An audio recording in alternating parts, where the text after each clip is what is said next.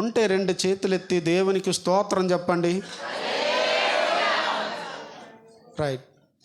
కాబట్టి ప్రభు ఈరోజు నీతో మాట్లాడుతున్నాడు, లేకపోతే మాట్లాడబోతున్నాడని ముగ్గురిని తట్టి తట్టి తట్టి చెప్పండి.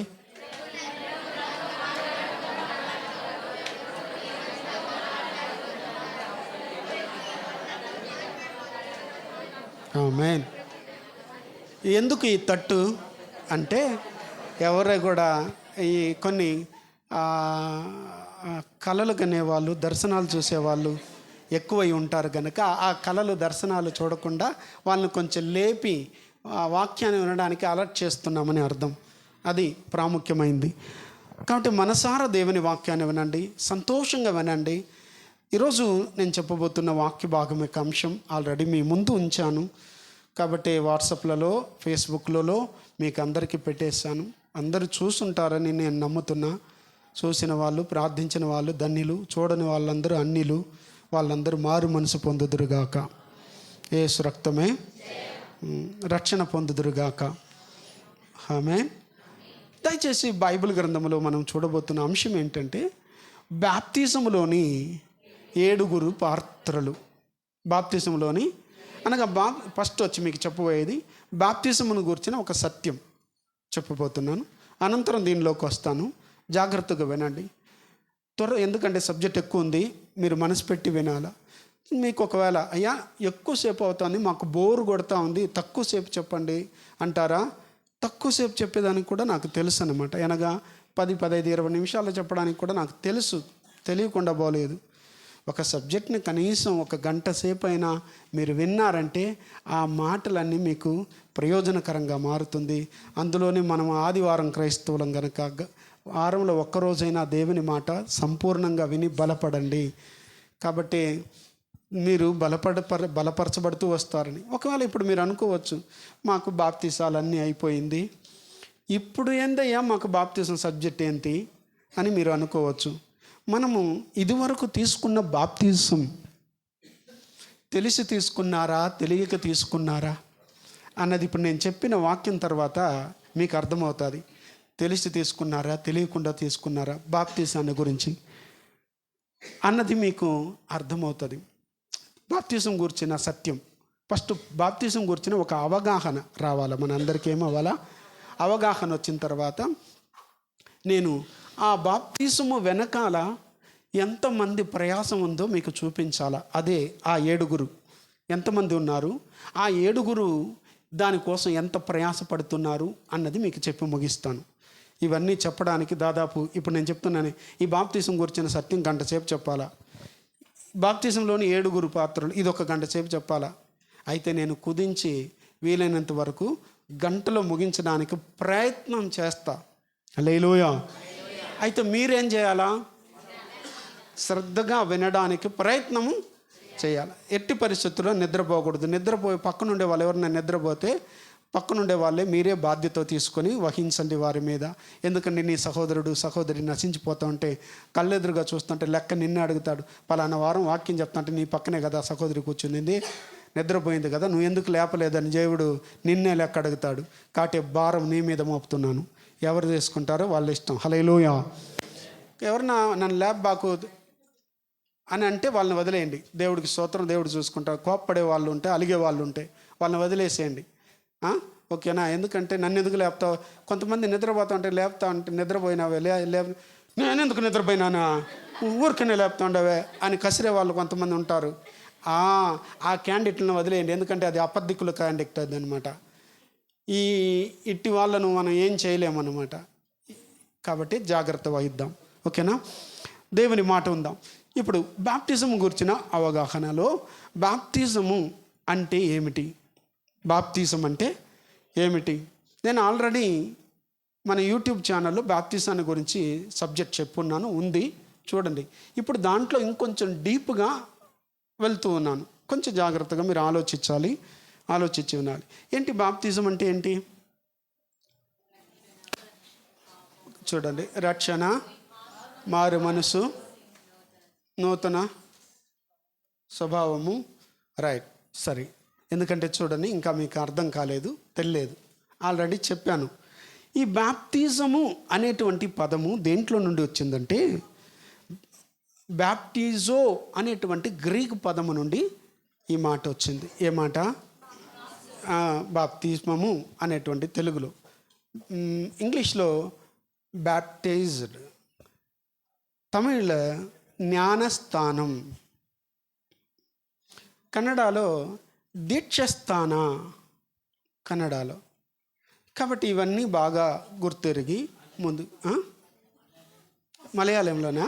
దేవునికి స్తోత్రం. అదేంది ప్లింగ్లింగ్లింగ్ స్నాన. హల్లెలూయా, దేవునికి మహిమ కలుగును గాక. దయచేసి అందరూ వినండి. ఈ దీక్షస్థానం అనేటువంటిది, లేకపోతే బ్యాప్టిజం అనేటువంటిది, లేకపోతే జ్ఞానస్థానం అనేది, బ్యాప్టైజ్డ్ అనేటువంటిది, ఇవన్నీ కొంచెం దేవుని వాక్యాన్ని చూసి, ఇప్పుడు ఇది ఏ పదం నుండి వచ్చింది? ఇప్పుడు బాప్తిజము ఈ పదానికి అర్థము ఏమిటంటే, రాసుకోండి తెలియని వాళ్ళైతే, ముంచుట, కప్పిపెట్టుట, పాతిపెట్టుట, సమాధి చేయుట. అమ్మా, పాఠం లాగా చెప్తున్నాను నేను, మెసేజ్ లాగా చెప్పటం లేదు. ఇది మీరందరూ జాగ్రత్తగా వినాలి. బాప్తిజం అంటే ఏమిటి నాన్న చెప్పాలి ఇప్పుడు? ముంచుట, కప్పిపెట్టుట, పాతిపెట్టుట, సమాధి చేయుట అనేటువంటిది దాని యొక్క అర్థం. ఈ బాప్తిజం అనేటువంటి హీబ్రూ వాళ్ళు దేనికి వాడేవాళ్ళు అంటే, ఒక వస్తువుని ఒక నీళ్ళలో దాన్ని ముంచి బయటకు తీస్తే దీనికి బాప్టిజం అయింది అనేవాళ్ళు. ఎవరు? యూదులు ఒక ఆ వస్తువుని శుభ్రపరచడానికి, కడిగి శుద్ధి చేసి ముంచి తీయడానికి వాడేవాళ్ళు ఆ పదాన్ని. అది అలాగే దేవుని యొక్క బిడ్డలైనటువంటి మనకి బాప్తిజం పొందడానికి దీని యొక్క అర్థాలన్నీ మీకు నీట్గా అర్థం చేసుకుంటూ రండి. ఇప్పుడు బాప్తిజము అసలు మనం ఎందుకు తీసుకోవాల్సి వస్తుంది? ఈ బాప్తిజం అనేది అవసరమా? ఎందుకు తీసుకోవాలా మనము అన్నది ముందుగా ఆల్రెడీ చెప్పున్నాను. అయితే ఒక వాక్యం మాత్రం చదవండి. మత్తయి సువార్త 28వ అధ్యాయములో 18వ వాక్యము నుండి చదువుదాం. అయితే యేసు వారి యొద్దకు వచ్చి, యేసు అనగా శిష్యుల యొద్దకు వచ్చి, పరలోకమందును భూమి మీదను నాకు సర్వాధికారము ఇయ్యబడి ఉన్నది. కాబట్టి మీరు వెళ్ళి సమస్త జనులను శిష్యులుగా చేయుడి. తండ్రి యొక్కయు కుమారుని యొక్కయు పరిశుద్ధాత్మ యొక్కయు నామములోనికి వారికి బాప్తిజం ఇచ్చుచు. ఇప్పుడు చూడండి ఎలా బాప్తిజం ఇవ్వాలంటే, it is the great commission అంటారు. దీన్ని ఏమంటారు? అనగా గొప్ప ఆజ్ఞ, యేసుక్రీస్తుల వారి గొప్ప ఆజ్ఞ. ఆజ్ఞలన్నీ వేరు, అయితే ఈ ఆజ్ఞలన్నిటికంటే గొప్ప ఆజ్ఞ ఇది. ఇట్ ఈస్ కమాండ్, అనగా దేవుడిచ్చిన ఆజ్ఞ, గ్రేట్ కమిషన్ అంటారు.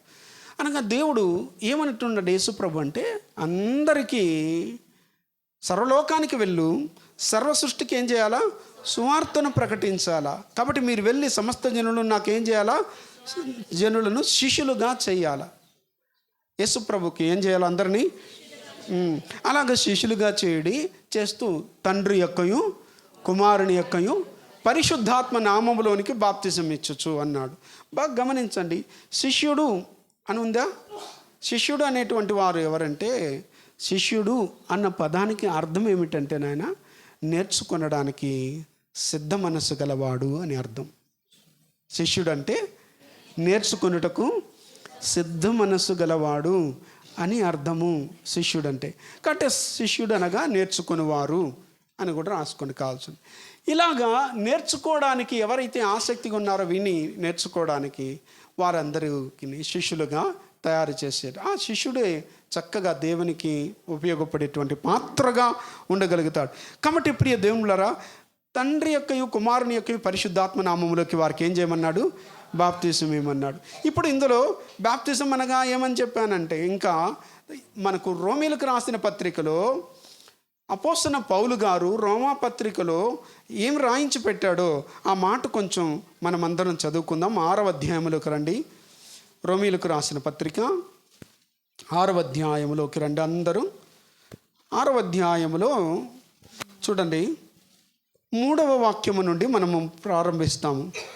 క్రీస్తు యేసులోనికి బాప్తిస్మము పొందిన, చూడండి అందరూ బాగా మనసు పెట్టి వినండి. క్రీస్తు యేసులోనికి బాప్తిస్మము పొందిన మనమందరము బాప్తిసము పొందిన మనమందరము ఆయన మరణములోనికి బాప్తిస్మము పొందితిమని మీరెరుగరా? అండర్లైన్, ఆయన మరణములోనికి బాప్తిసము పొందితిమని మీరెరుగరా.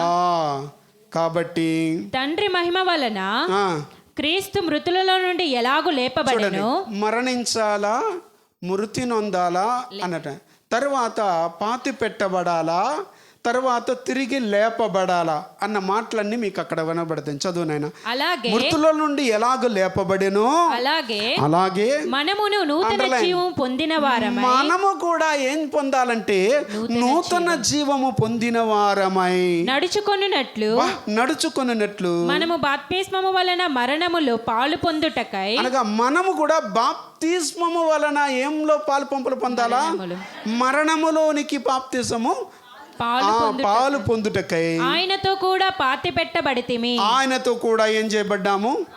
పాతి పెట్టబడినాము. మరియు ఆయన మరణము యొక్క సాదృశ్యమందు ఆయనతో ఐక్యము గల వారమైన ఎడల ఆయన పునరుద్ధానం, చనిపోయి పాతి పెట్టినోడిని మళ్ళా తిరిపి లేపుతాడు కదా, ఆయన పునరుద్ధానం యొక్క సాదృశ్యమందును ఆయనతో ఐక్యము గల వారమై ఉందుము. ఇప్పుడు ఇవన్నీ మీకు ఫిల్టర్ చేసి చెప్తాను. ఇప్పుడు యేసు ప్రభు ఎలాగా మరణించాడు? దేనికోసం మరణించాడు చెప్పాలా? పాపముల కొరకే మరణించాడు. మరణించి ఏం చేయబడ్డాడు?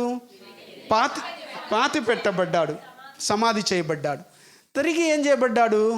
లేపబడ్డాడు. ఇప్పుడు ఆ రీతిగా దానికి సమానమైనటువంటిది, దానితో కూడా కరెక్ట్గా పొందుపరిచేటట్టు మనము కూడా పాపము ఆయనలోకి బాప్తిజం పొంది ఉన్నామంటే ఆయన ఎలాగ పాపముల కొరకై మరణించాడో మనము కూడా బాప్తిజము ద్వారా పాపముల కొరకై ఏమవ్వాలా? మరణించాలా. తర్వాత ఆ పాపాన్ని ఏం చేయాలంటే సమాధి చేసేయాల. ఆ పాపాన్ని ఏం చేయాలా? సమాధి చేయాలా. అది సమాధి చేసిన తర్వాత పాపాన్ని మాత్రమే సమాధి చేసి మనం మాత్రం నూతన జీవం కొరక ఏమంటాం అక్కడ ఉందా నాన్న? నూతన జీవం పొందునట్లు ఆరమై నడుచుకున్నట్లు అలాగ తిరిగి లేపబడాల. ఏం చేయాలా? నూతన వ్యక్తిగా, నూతన మనిషిగా. అందుకని క్రొత్త జన్మ. మనిషికి మామూలు గమనించారు, 2 జన్మ మనిషికి. ఎన్ని జన్మలు? 7 జన్మలు కాదు, 2 జన్మ. కాబట్టి 7 14 జన్మలు అన్నాడు. 7 14 జన్మలన్నీ అది వాడి లెక్క, వాడి కథ అది. కాబట్టి వాస్తవంగా లేదు. ఒక జన్మను గురించి చెప్పరా, 7 జన్మాలు గురించి చెప్పరా అంటే తెలియదు. కాబట్టి వాడు ఏమనుకుంటున్నారంటే చచ్చిపోయి మళ్ళా పుడతామంటున్నారు. అసలు ఇది మనం చనిపోయి పాతి పెట్టబడి తిరిగి జన్మించిన తిరుగు జన్మ, నూతన జన్మ అంటారు. కాబట్టి అదిగో ఒక వ్యక్తి తల్లి గర్భంలో నుండి ఒకసారి జన్మించాం అనగా దేవుడు మనని చక్కగా తల్లిదండ్రుల యొక్క గర్భంలో ఉండి ఆయనే జనింపజేశారు. అది మొదటి జన్మ. 2వ జన్మ ఇదిగో మనం పుట్టింది మొదలుకొని మనం చేసిన పాపాలు, అతిక్రమాలు ఉన్నాయి కదా, ఈ పాపాలన్నీ కడుగబడాలా, శుద్ధి చేయబడాలా. అలా కడుగబడి శుద్ధి చేయబడ్డానికి దేవుడు ఒక ప్రక్రియ పెట్టాడు, బాప్తిజముని. ఈ బాప్తిజం ద్వారా మన పాపాలన్నీ ఏం చేయబడాలంటే కడగబడి శుద్ధి చేయబడాలా అని చెప్పి దేవుడు చక్కగా ఇదిగో ఈ జగత్తు పునాది వేయబడక ముందే ఈ ప్రణాళికను ఆయన ఏర్పాటు చేసి పెట్టాడు. ఇప్పుడు కాదది, ఎప్పుడు? తండ్రి అయిన దేవుని యొక్క ఏర్పాటు ఇది. నేను నిన్నటి దినం మన సాయంకాలపు ఆరాధనలో చెప్పాను, అయ్యా ఇప్పుడు మన కొత్త నిబంధనలో ఉండే వాళ్ళకు మనకైతే ఓకే, పాత నిబంధనలో ఉండే వాళ్ళు ఎలా ఆ బాప్తిసాలు పొందారు, వాళ్ళకి ఏమైనా బాప్తిసాలు ఉందా, వాళ్ళ పాపాల కొరకే ఏం చేశారు అన్నది మీరు ఒక్కసారి ఆలోచిస్తే మీకు 2 విషయాలు మీకు గుర్తుకొస్తుంది. అందులో నోవాహు కాలంలో జలప్రళయం వచ్చింది కదా నాయన. ఆ జలప్రళయము ఎందుకోసం వచ్చింది, దేని నిమిత్తం వచ్చింది చూడండి. విధేయులైన వారందరూ రక్షించబడ్డారు, అవిధేయులైన వారందరూ ఏమైనారు, ఆ నీళ్ళలో ఏమైపోయినారు, మునిగిపోయి మరణించారు. బాగా గమనించండి, చదవండి పేతురు రాసిన పత్రిక. వాళ్ళందరూ అక్కడ ఈ 8 మంది ఎలా బాప్తిజం పొందారో అక్కడ మీకు రాయబడింది. ఆ మాట కూడా మీకు గుర్తు చేసుకుంటాం మనమందరం. పేతురు రాసిన మొదటి పత్రిక అందరు తీసుకొని 3వ అధ్యాయము 20వ వాక్యం 19 నుంచి చదవండి. దేవుని దీర్ఘశాంతము ఇంకా కనిపెట్టుచుండినప్పుడు పూర్వము నోవాహు దినములలో ఓడ సిద్ధపరచుచుండగా అవిధేయులైన వారి యొద్దకు అనగా చెరలో ఉన్న ఆత్మల యొద్దకు ఆయన ఆత్మరూపిగానే వెళ్ళి వారికి ప్రకటించెను. ఇది ఒక సబ్జెక్ట్, పెద్ద సబ్జెక్ట్ ఉంది, తర్వాత చూద్దాం. తర్వాత చదవండి. ఇప్పుడు ఆ ఓడలో కొందరు అనగా 8 మంది నీటి ద్వారా రక్షణ పొందిరి. 8 మంది దేని ద్వారా రక్షణ పొందారంట? నీటి ద్వారా. ఇదిగో దానికి సాదృశ్యంగా రక్షణ పొందినారు ఆ 8 మంది. ఇప్పుడు దాన్ని ఏమంటున్నాడో చూడండి. దానికి సాదృశ్యమైన బాప్తిస్మము, ఇప్పుడు మనకి దానికి సాదృశ్యమైన బాప్తిస్మము ఇప్పుడు మిమ్మల్ని రక్షించుచున్నది. ఇప్పుడు మిమ్మల్ని ఏం చేస్తా ఉంది? రక్షిస్తా ఉంది. హల్లెలూయా. దేనికి సాదృశ్యమైంది అనగా పాత నిబంధనలో ఏవైతే చేశాడో చేసిన విషయాలు, కార్యాలన్నిటినీ దేవుడు కొత్త నిబంధనలోకి రాబోయే కాలములో తన కుమారుడి ద్వారా ఇదిగో జరగబోతున్నటువంటి అద్భుతమైన క్రియలు, కార్యాలను ముందుగానే ఆయన మోడల్గా చూపిస్తూ వచ్చారు తండ్రి అయిన దేవుడు. కనుకనే ఇక్కడ మనం చూస్తున్నాం దానికి సాదృశ్యమైన బాప్తిజం ఇప్పుడు మిమ్మల్ని రక్షించుచున్నది. అదేదనగా శరీర మాలిన్యమును తీసివేయుట కాదు కానీ యేసుక్రీస్తు పునరుత్థాన మూలముగా దేవుని విషయము నిర్మలమైన మనస్సాక్షినిచ్చు ప్రత్యుత్తరమే. ఆమేన్. ఇప్పుడు వాళ్ళు అక్కడ ఎంతమంది రక్షించబడ్డారంటే నీటి ద్వారా 8 మంది. ఇప్పుడు చాలా మంది రక్షించబడుతూ ఉన్నాం, రక్షణ పొందుకుంటూ ఉన్నాం, రక్షణలో నడుస్తూ ఉన్నాం, రక్షణలో బలపడుతూ ఉన్నాం. దానికి సాదృశ్యమైంది. ఇప్పుడు కొరింథీయులకు రాసిన మొదటి పత్రిక 2వ పత్రిక చూడండి. మొదటి పత్రిక 10వ అధ్యాయము 1వ వాక్యము నుండి చదువుదాం. సహోదరులారా, ఈ సంగతి మీకు తెలియకుండుట నాకు ఇష్టము లేదు. అందరూ దయచేసి తీసుకొని నేను కొరింథీయులకు రాసిన మొదటి పత్రిక 10వ అధ్యాయం 1 నుంచి 6 వాక్యాలు రాసి పెట్టుకునే వాళ్ళు రాసి పెట్టుకోండి. ఓకే. అదేదనగా మన పితరులందరూ మేఘము క్రింద నుండిరి. మన పితరులందరూ మేఘం కింద ఉందిరి. వారందరూ సముద్రంలో నడిచిపోయిరి. ఓకే. అందరూ మోషేను బట్టి మేఘములోను సముద్రములోను బాప్తిస్మము పొందిరి. వాళ్ళందరూ ఏం చేశారంటమా? మేఘములో. ఎవరిని బట్టి? మోషేను బట్టి. ఒక దైవజనుని ద్వారా ఆ ప్రజలు ఏం చేయబడ్డారంట? మేఘములోను సముద్రంలోను ఏం చేశారంట? బాప్తిసం పొందారంట. కాబట్టి పాత నిబంధనలకు బాప్తిసం లేదని మీరు ఎవరు కూడా అనుకోవడానికి వీలు లేదు. వారు కూడా బాప్తిసం పొందారు. ఇప్పుడు మీకు ఒక విషయం చెప్తాను, బాగా గమనించండి. ఇది చెప్పకముందే మిమ్మల్ని అడుగుంటే మీరు చెప్పుంటారో లేదో తెలియదు, కానీ ఇప్పుడు చెప్పేస్తారు ఆయన. అసలు ఇప్పుడు ఎవరి గురించి ఇక్కడ రాయబడిందంటే, ఇశ్రాయేలు ప్రజలు ఐగుప్తు దేశంలో బానిసలుగా ఉన్నప్పుడు దేవుడు నడిపిస్తూ వచ్చాడు. ఆయనే పగలు మేఘస్తంభంలో నుండి రాత్రి అగ్నిస్తంభంలో వాళ్ళకు ముందుగా నడిపిస్తూ వచ్చాడు. ఇప్పుడు నడిపిస్తూ వచ్చిన దేవుడు నేరుగా ఎందుకు ఎర్ర సముద్రం దగ్గరికి నడిపించుకొని రావాలా? ఎర్ర సముద్రం దగ్గర దారి లేదని దేవునికి తెలుసా? మరి ఎందుకు ఆడ నడిపించుకొని వచ్చాడు? ఆలోచించండి. ఎందుకు ఆడ తీసుకొని రావాల్సి వచ్చింది? ఎందుకు అక్కడికి నడిపించుకొని రావాల్సి వచ్చింది అనగా, దేవుడు నడిపించిన నడుపుదల వాళ్ళకి అర్థం కాల. వాళ్ళకి తెలియకుండా అక్కడ నిలబడి దేవుణ్ణి సనుగుతున్నారు, గొనుగుతున్నారు, సేవకుని గొనుగుతున్నారు. ఎంతో మాకు సమాధులు లేవా, ఏంది ఇక్కడ చంపేసేదానికి వచ్చేసావా అని ఎన్నో విధాలుగా సనిగారు, గొనిగారు, ఎన్నో విధాలుగా దేవుణ్ణి దూషించారు. అసలు దేవునికి తెలియదానైనా ఆ ఎర్ర సముద్రం దగ్గర వీళ్ళకి ఏమి ఇవ్వాలని? మోషే ద్వారా ఏమి ఇవ్వాలని? బాప్తీసం ఇవ్వాలని దేవుడు ముందుగానే ప్రాణానికి వెళ్ళాడు. ఆ బాప్తీసం ద్వారా రాబోయే దినాల్లో దేవుని బిడ్డలు బాప్తీసాన్ని నిరాకరించకుండా బాప్తీసమును పొందాలా, ఆ బాప్తీసం ద్వారా వీళ్ళందరూ రక్షించబడాలా అని దేవుడు ముందుగానే ఒక ప్రణాళిక పన్ని తండ్రి అయిన దేవుడు అక్కడ మోషే ద్వారా గొప్ప ప్రణాళిక పన్ని పెట్టాడు. ఈరోజు మనం అందరం కూడా ఇప్పుడు మోషే లాంటి దైవ జనుల ద్వారా మిమ్మల్ని అందరినీ బాప్తీసం ద్వారా ఏం చేస్తున్నారు? రక్షిస్తూ ఉన్నారు. కాబట్టి అక్కడ చూడండి, అందరూ అక్కడ ఏం చేశారంట? బాప్తీసం పొందిరి. ఒక్కరా ఇద్దరా? బాగా గమనించాలి. ఎంతమంది అక్కడ? అందరూ కలిస్తే దాదాపు 30,000 మంది పైన. పురుషులు మాత్రమే ఎంతమంది? 6 లక్షల మంది. ఇంకా వాళ్ళ భార్యలు, వాళ్ళ పిల్లలు, వీళ్ళందరూ మొత్తం కలిసి ఎంతమంది చూసారా? 30,000 మంది పైన ఉన్నారు అని ఒక లెక్క, అంచనా. కాబట్టి దేవుని బిడ్డలారా, వాళ్ళందరికీ బాప్తిసం ఇవ్వాలంటే ఒక తొట్టి సరిపోతుందా? నది సరిపోతుందా? కాలువ సరిపోతుందా? కాబట్టి ఇంతమందికి బాప్తిసం ఇవ్వాలంటే ఏం కావాలా? సముద్రం కావాలనుకున్నాడు. కాబట్టి వీళ్ళందరికీ ఒక్కొక్కరికి ఒకవేళ బాప్తిసం ఇస్తే ఎన్ని రోజులు అయ్యేది? అందుకని ఒక్కసారిగా వీళ్ళకి బాప్తిసం ఇవ్వాలని దేవుడు నిర్ణయించి అందుకని అక్కడికి తీసుకొచ్చాడు. దేవునికి తెలివి లేకుండా కాదు, జ్ఞానం లేకుండా కాదు. చాలామంది దారి లేదని తెలిసినా తన బిడ్డలకి ఇక్కడే దారి ఏర్పాటు చేయాలా, ఈ దారి గుండా వీళ్ళు వెళ్ళాలా, ఈ మార్గం గుండా వెళ్ళాలా, ఈ మార్గం గుండా వీళ్ళని నేను రక్షించాలా, కాపాడాలా అని చెప్పి దేవుడు నిర్ణయించి నడిపించిన ఒక గొప్ప నడుపుదల. కాబట్టి ఎంతోమందికి తెలియని ఒక సంగతి మీకు ఈరోజు మీకు చెప్తున్నాను, బాగా వినండి. ఆయన సామాన్యుడు కాదు, అసామాన్యమైన దేవుడు కనుక అలా నడిపిస్తూ వాళ్ళని రక్షించినట్టుగా మనం చూస్తున్నాం. అదే సాదృశ్యంగా మనం ఈరోజు కూడా మనం ఏం పొందుతున్నాము? అదన్నమాట అక్కడ. కాబట్టి ఇక్కడ మనం చూస్తున్నాం, ఏలైనగా అందరూ ఆత్మ సంబంధమైన ఒకే ఆహారాన్ని భుజించారంట. ఎందుకు ఒకే ఆహారాన్ని? పరలోకం నుండి మన్నా కురిపించు, అందరూ ఒకే ఆహారాన్ని తిన్నారు. ఇది దేనికి సాదృశ్యం అంటే, ఈరోజు మనము బల్లారాధన అందరూ ఒకే రొట్టెలోనిది ఏం చేయాలా? అందరూ భుజించాలా ఒకే రొట్టెని. అందరూ ఒకే ఆత్మ సంబంధమైన బండలోనిది పానం చేశారు. కాబట్టి మనమందరము ఒకే పానీయము అనగా యేసుక్రీస్తు రక్తమును అనగా ఆ ఆహారము జీవాహారముగా యేసుప్రభు వచ్చారు. ఆ నీళ్లు జీవజలముగా యేసుప్రభుల వారు వచ్చారు ఈ భూమి మీదకి.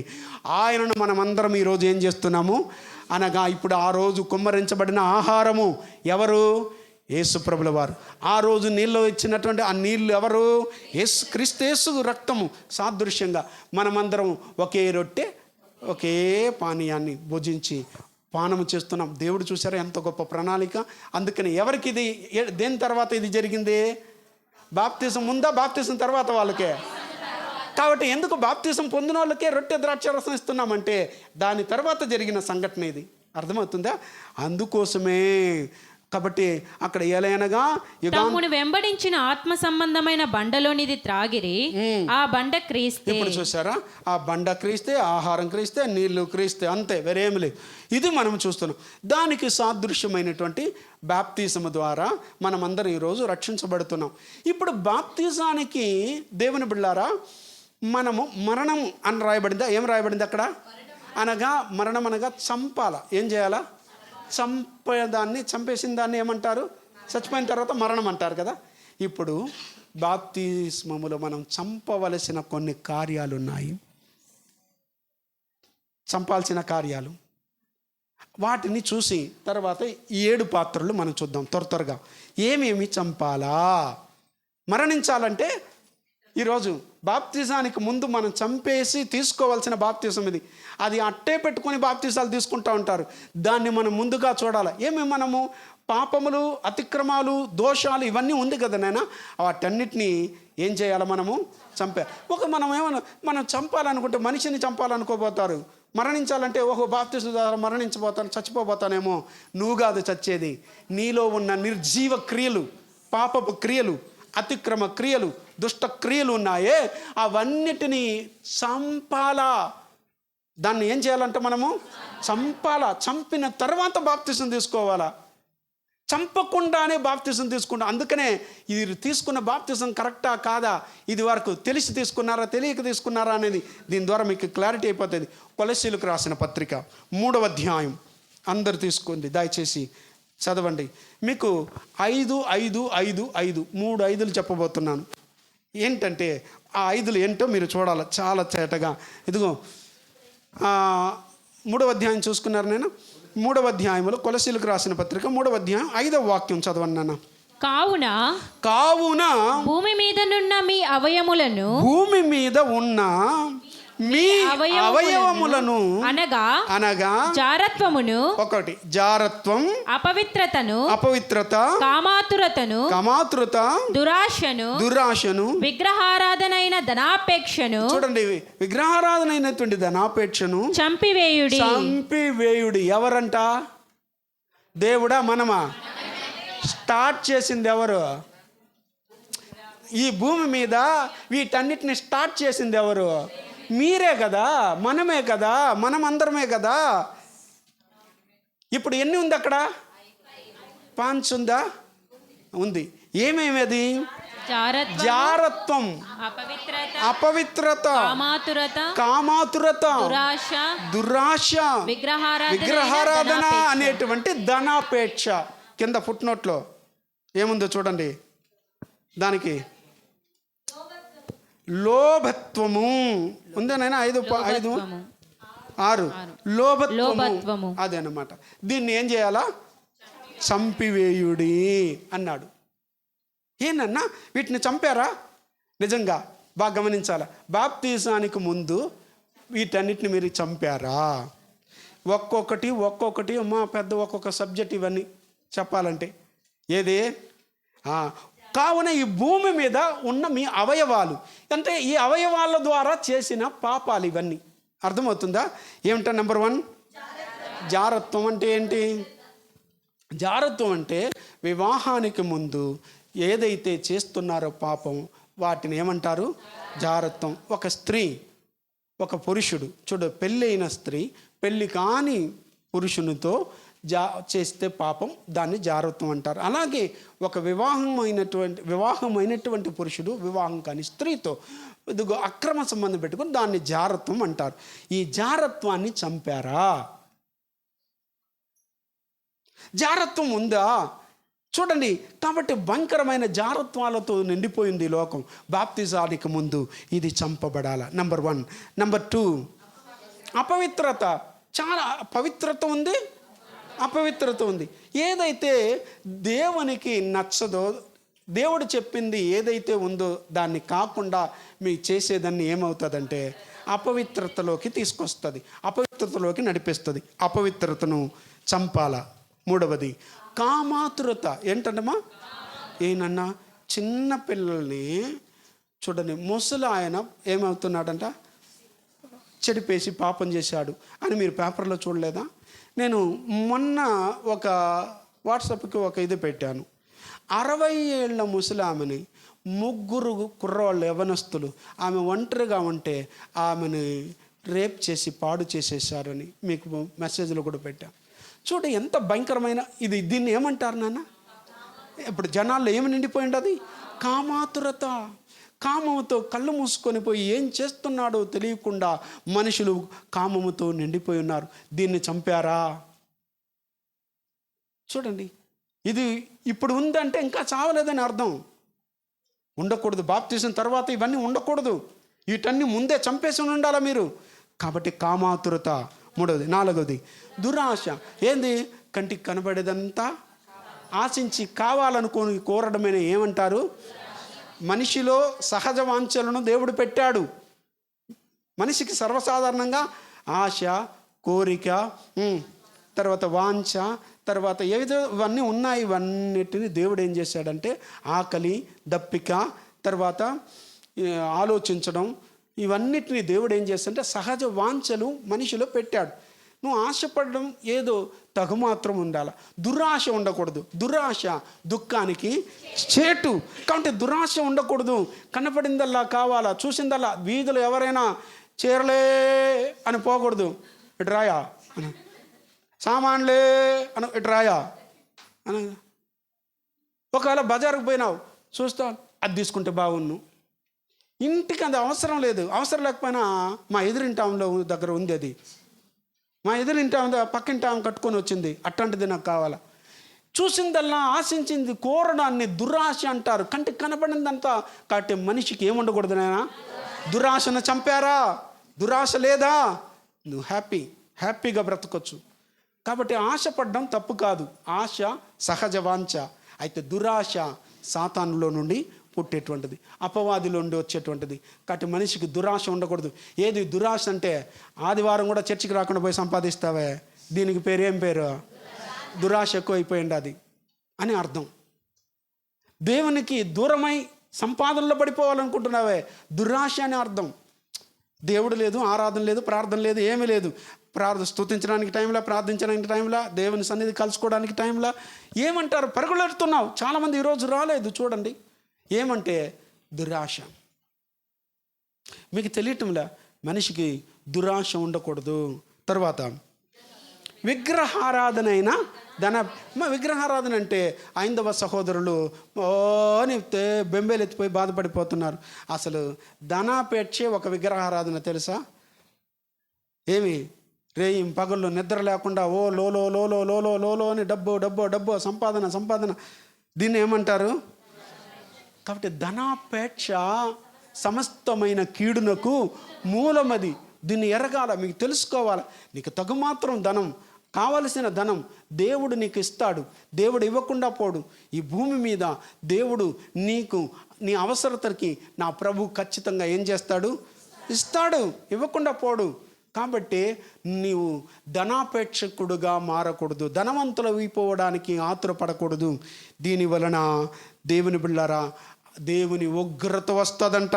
దీన్ని ఏం చేయండి? మీరు చంపివేయుడి. ఈ 5 ఏం చేయండి? చంపేయండి.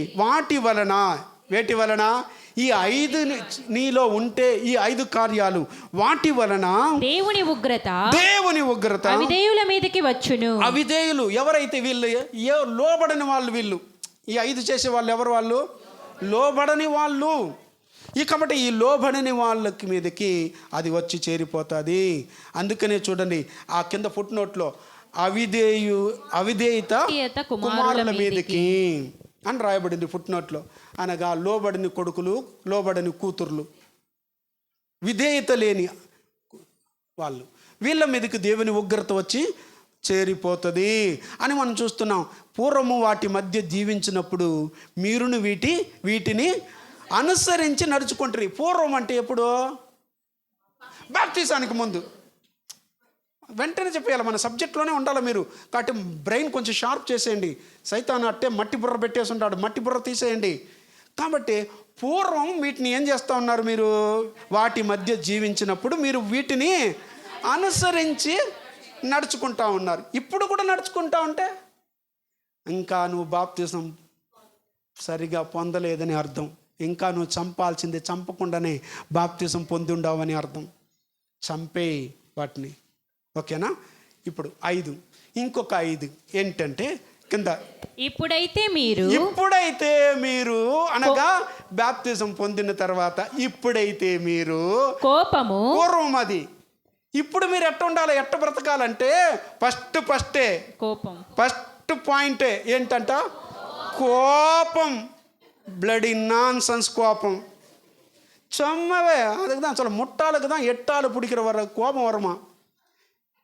నువ్వు కోపపడుతున్నావంటే కోపం పడరన్నా ఉన్నం మారలన్న అర్థం. చీటికి మాటికి ఉసుక్కమంటే కోపం వచ్చేస్తుంది. ఇంకా నువ్వు మారలేదని అర్థం, ఇంకా మార్పు చెందలేదు. ఇప్పుడు బాప్తిజం పొందిన వాళ్ళు కోపపడుతున్నారా మీరు? చెప్పండి. మీరు సరిగా లేదని అర్థం. బాప్తిజంలో సరిగా లేదని అర్థం. నువ్వు చూడండి, కోపంలో 2 రకాలు ఉంది. ఒకటి మంచి కోపం, ఇంకొకటి చెడ్డ కోపం. ఏది? ఇప్పుడు తల్లిదండ్రులు పిల్లల మీద పడే కోపం న్యాయమైన కోపమా, అన్యాయమైన కోపమా? వీళ్ళు ఏమనుకుంటారు? తల్లిదండ్రుల్ని శత్రువులుగా అనుకుంటారు. అమ్మా నాన్నని శత్రువులుగా అనుకునేవాళ్ళు. ఇప్పుడు నువ్వు సరిగ్గా ఉంటే ఎందుకు కోపడతారు? వాళ్ళు చెప్పినట్టు వింటే నీ మీద ఎందుకు కోపడతారు? నువ్వు సరిగ్గా నడుచుకుంటే నీ మీద ఎందుకు కోపడతారు? నువ్వేమి శత్రువా, విరోధియా? నీ మీద తల్లిదండ్రులకు ప్రేమ లేదా? చెప్పు. ఉంది. ఆ ప్రేమతోనే నిన్నేం చేస్తారు? కోపడతారు. ఆ కోపమే నువ్వు ఎట్ట చేసుకుంటున్నావు? మా అమ్మ ఎప్పుడు కోపడుతుంది, మా నాన్న ఎప్పుడు నా మీద కోపపడతాడు. పారు మా వారు సుమ్మ నా మీద కోపపడరారే, పోయి అమ్మ దగ్గర రిపోర్టు. చూడండి, నాన్న గురించి ఎవరి దగ్గర రిపోర్టు? అమ్మ గురించి నాన్న దగ్గర అమ్మ.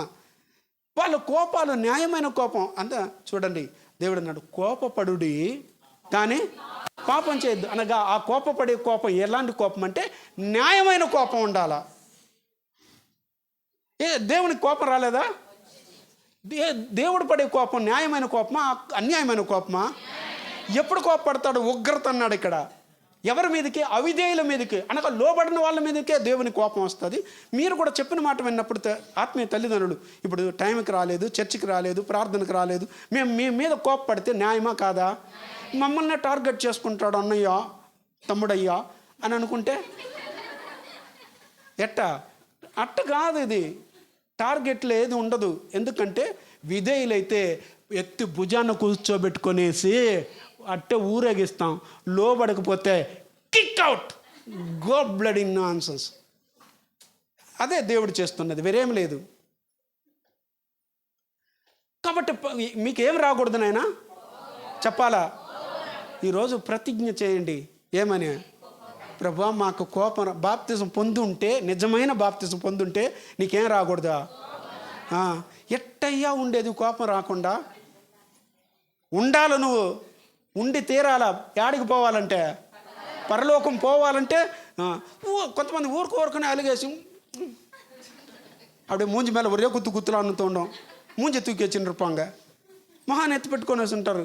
ఇదిగా కోపం రాదు. ఎట్టొస్తుంది నీకు? ఎందుకు వస్తుంది కోపం చెప్పు? దేనికి వస్తుంది? కోపపడద్దు. కాబట్టి కోపము, ఆగ్రహము, దీనికి మించింది ఇది. ఏమిది? ఆగ్రహం, ఉగ్రహం. అంటే ఆగ్రహం అంటే అర్థమవుతుందా? వీడు కోపపడేటప్పుడు 10 మంది వచ్చి పట్టుకోవాలా. దీన్ని ఏమంటారంటే ఆగ్రహం. నన్ను పట్టి పెట్టుకుంటేనే ఎక్కువ చెప్తాడు, వదిలేయాలా అట్లాంటి వాళ్ళని. వీడు ఫిలిం చూపిస్తున్నాడు, పోయి 4 తన్నించుకొని వచ్చేటట్టు. ఈయన ఉడ్రా ఐసా పైసా తేల్చారా? నేను ఉట్టు బాగునా అంగులెలా పట్టుకుంటేనే ఎక్కువ అవుతుంది అన్నమాట. ఆగ్రహం మానేయాలా? దుష్టత్వం ఉండకూడదు. దుష్టత్వము మనలో నివసించకూడదు. తర్వాత దూషణ. మనం ఇతరులను ఏం చేస్తుంటాము? దూషిస్తూ ఉంటాం. దూషిస్తున్నారా? ఇతరులను నేను దూషించడం లేదనే వాళ్ళు ఇక్కడ ఎవరు?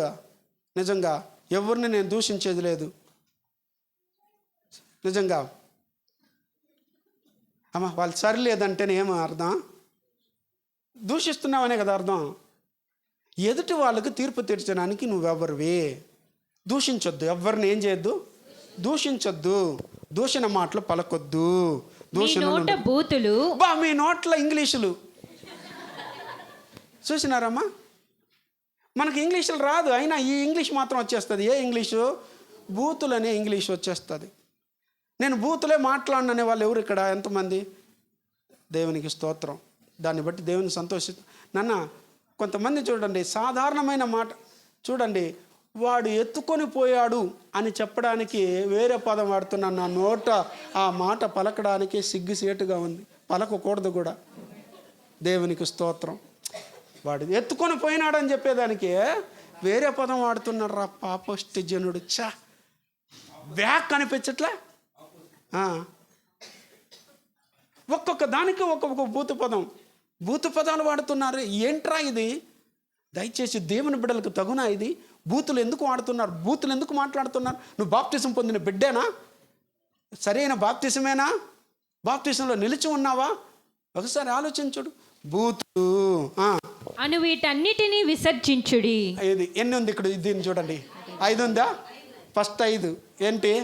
ఫస్ట్ 5 చంపాల్సింది. జారత్వము, అపవిత్రత, కామాతురత, దురాశ, విగ్రహారాధనైన ధనాపేక్ష. రైట్. దాన్ని ఏం చేయాలా? చంపివేయాలి. ఇప్పుడు ఈ 5 ఏమేమి? కోపము, ఆగ్రహము, దుష్టత్వము, దూషణ, మీ నోట బూతులు అని వీటన్నిటిని ఏం చేయాలా? విసర్జించాలి. విసర్జించడం అంటే అర్థమవుతుందా మీకు? విసర్జించడం అనే పదానికి అర్థం చెప్పాలి మీరు. విడిచిపెట్టడమా? నీ వస్తువులను కూడా విడిచిపెట్టేస్తావు. నాయన మీకు చెప్తాను, బస్ స్టాండ్ల దగ్గర కానీ ఆడ కానీ ఇచ్చట మల విసర్జన చేయరాదు, విసర్జన అని రాసి పెట్టుంటారు. అనగా వన్స్ విసర్జించేస్తే దాని వైపు కూడా ఏం చేయము. అయ్యో నా అందమైన మూత్రమాని పట్టుకొచ్చుకుంటున్నావా ఇంటికే, విసర్జించేస్తే అంతే, అది ఇంకా ఏకే. ఒక్కటే చెప్పాను మీకు అంతే. అయ్యో అనవసరంగా నేను బయట పోసేసి వచ్చేస్తున్నానే, తెచ్చేస్తే బాగుండి ఇంటికి అనుకుంటున్నావా. అనగా అపవిత్రమైన దాన్ని ఎందుకు నువ్వు అలాగ మూట కట్టుకుంటున్నావు, తెచ్చి విసర్జించాల్సిందంతా నువ్వు ఎందుకు పెట్టుకున్నావు అని అర్థమైందా. అది కంపు, అది వద్దు, అది చేయకూడదు, అది వద్దు, మనకు కనాలది అవన్నీ విసర్జించాల్సింది. ఇవన్నీ ఏవి, అప్పుడు కోపం ఉందంటే అప్పుడు నీళ్ళు ఏమున్నట్టు, ఏకున్నట్టు. ఆగ్రహం ఉన్నదంటే ఇంకొక ఉన్నట్టు, దుష్టత్వం ఉన్నదా ఇంకొక ఉన్నట్టే, దూషణ ఉన్నదా ఉన్నట్టే, బూతులా అమ్మ దానికి మీద అది గుర్తుపెట్టుకో. వద్దు, ఇవి నీ నోట రాకూడదు. ఎందుకు నాన్న ఊరికి ఇంట్లో నాన్న కోప్పడితే ఇంట్లో ప్రశాంతంగా ఉందా నాకు చెప్పాలి. మీరు కాసేపు కోప్పడండి, నీ మనసు పాడైపోతుందా లేదో చూడండి, ప్రశాంతత ఇల్లు కోల్పోతుందా లేదో చూడండి. ఇల్లు సముద్రంలాగా అలలు అలలు అలలు అలలు లేచి వచ్చినట్టుగా అయిపోతుందా, అసలు తుఫాన్ లేచినట్టు ఉంటుందా. ఇంట్లో ప్రశాంతంగా ఉండి చూడండి. ఎందుకు ఇంటిని అంత కోపం రేపి అట్లా ఇంట్లో గందరగోళం నరకంగా మార్చుకుంటున్నారు. మాని విసర్జించేయండి. ఇది ఈరోజు నిజంగా బాప్తిజం పొందిన వాళ్ళైతే దీన్ని ఏం చేయాలా, ఈ ఎప్పుడు, అందుకని ఇప్పుడు అన్నాడు. అది పూర్వం అనగా బాప్తిజానికి పూర్వం, ఇప్పుడు ఇది విసర్జించాల్సింది. నెక్స్ట్ కింద ఒకనితో ఒకడు అబద్ధం ఆడకుడి. మీరు ఏం చేయకూడదు, బాప్తిజం పొందిన వాళ్ళు అబద్ధం ఆడకూడదు. ఆడుతూ ఉండారా, ఏ ఆట వస్తుందో రాదో నీకు తెలియదు, కానీ అస్సలు కోచర్ లేకుండానే నేర్చుకునే ఒకే ఒక ఆట, ఫీజు లేకుండానే నేర్చుకునే ఒకే ఒక ఆట అబద్ధం. చిన్నపిల్లోడికి తెలుసు, పెద్దోడికి తెలుసు, వయసు అయిన వాళ్ళకి కూడా తెలుసు. ఈ ఆట ఆడేదానికి అలసిపోరు, మిగిలిన ఆటలన్నిటికీ అలసిపోతారు. మిగిలిన ఆటలన్నిటికీ ఫీజు కట్టాలా, మిగిలిన ఆటలన్నిటికీ కోచర్ కావాలా. అసలు కోచర్ ఈ దీన్ని నేర్పించడానికి ఒక కోచర్ ఉన్నాడు, ఫీజు లేకుండానే మీకు నేర్పించే కోచర్ వాడే సాతానుగాడు. కాబట్టి వాడి దగ్గర జాగ్రత్త. ఒకరితో ఒకరు ఏం చేయకండి, అబద్ధం ఆడొద్దండి. ఏలయనగా ప్రాచీన స్వభావమును, అనగా ప్రాచీన స్వభావం అంటే బాప్తిజానికి ముందు పూర్వము ఉండే స్వభావమును దాని క్రియలతో కూడా, అదిగో ఆ క్రియలు ఉందే 5 క్రియలు, ఆ క్రియలతో కూడా మీరు పరిత్యజించి, దాన్ని ఏం చేయాలంటే పరిత్యజించి, జ్ఞానము కలుగు నిమిత్తము, జ్ఞానస్థానం పొందుతున్నావు కదా, అందుకే తమిళ బోర్డు సూపర్ అన్నమాట. జ్ఞానము కలుగునకు దానిని సృష్టించిన వాని పోలిక చొప్పున నూతన పరచబడుచున్న నవీన స్వభావమును ధరించుకొని ఉన్నారు. అనగా ఎవరైతే ఆదాము మొట్టమొదటగా దేవుని పోలిక, దేవుని యొక్క దేవుడు మన పోలిక చొప్పున చెప్పాలి, మన తన స్వరూపమందు తన పోలిక చొప్పున నరుని నిర్మించుకున్నాడు. పాపము చేసి దేవుని యొక్క స్వరూపాన్ని మనిషి ఏం చేశాడు, స్వభావాన్ని పోగొట్టుకున్నాడు. ఇప్పుడు దాన్ని బాప్తిసము ద్వారా దాన్ని కడిగి శుద్ధి చేసి నూతన పరిచేసి నవీన స్వభావాన్ని ఇది ధరించుకునేది. చూసారా, చూడండి.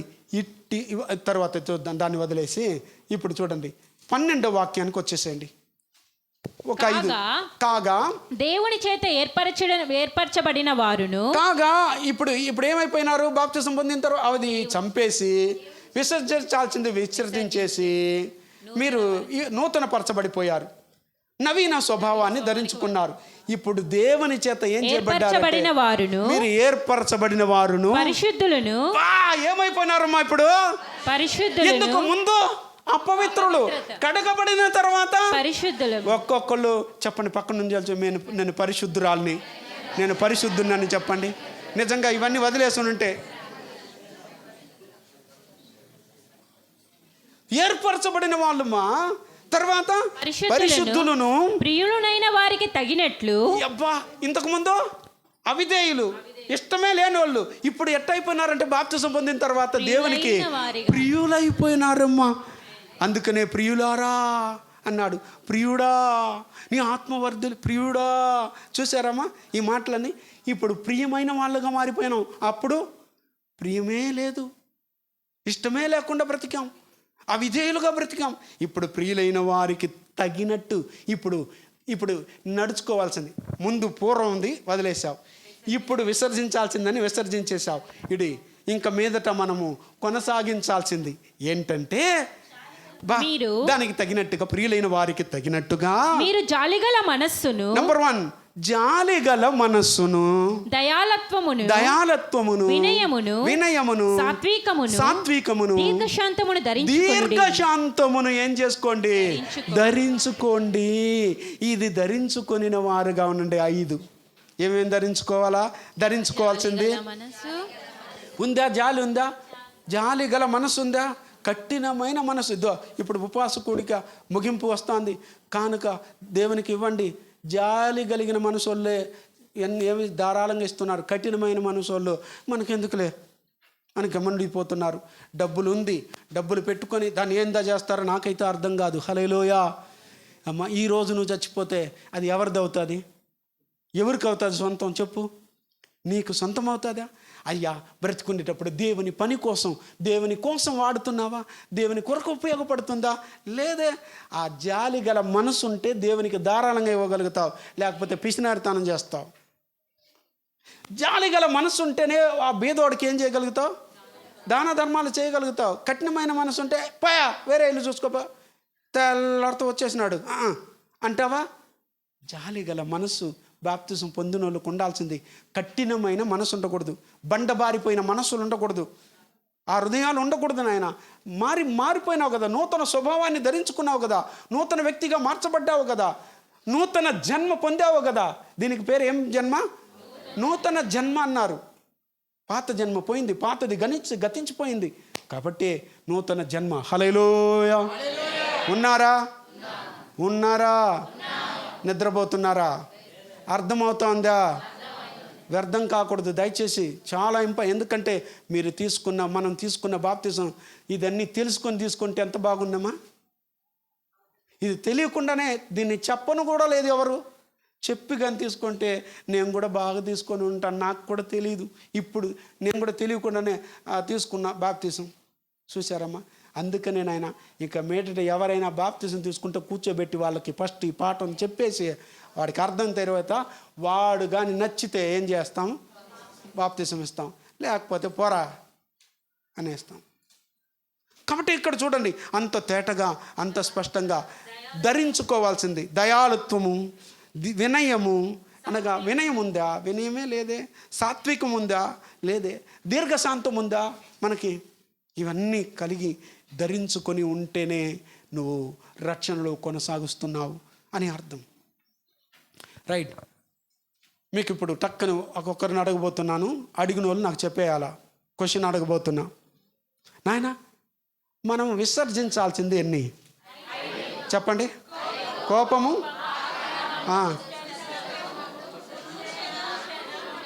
ఇది ఓకే. ఇప్పుడు చంపాల్సింది ఏది?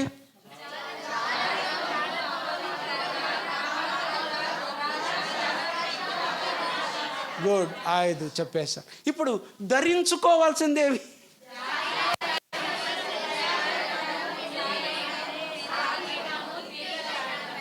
చూసి చదివేసినారు, సంతోషం. ఇంటికి వెళ్ళానా నేర్చుకొని రేపు వారం కంఠస్థ వాక్యాలు ఇదే మీరు చెప్పాలా. ఆ 5 ఈ 5 ఈ 5 15 చెప్పేయాలా. ఇది మీరు ఖచ్చితంగా చంపాల్సింది ఒకరు విసర్జించాల్సింది, ధరించుకోవాల్సింది 15 ఈజీగా నేర్చుకోవచ్చు మీరు. రైట్. ఇప్పుడు ఈ విధంగా బాప్తిజం పొందుకొని ఉంటేనే చెల్లుతుంది అది. ఆ బాప్తిజమే నిజమైన బాప్తిజం.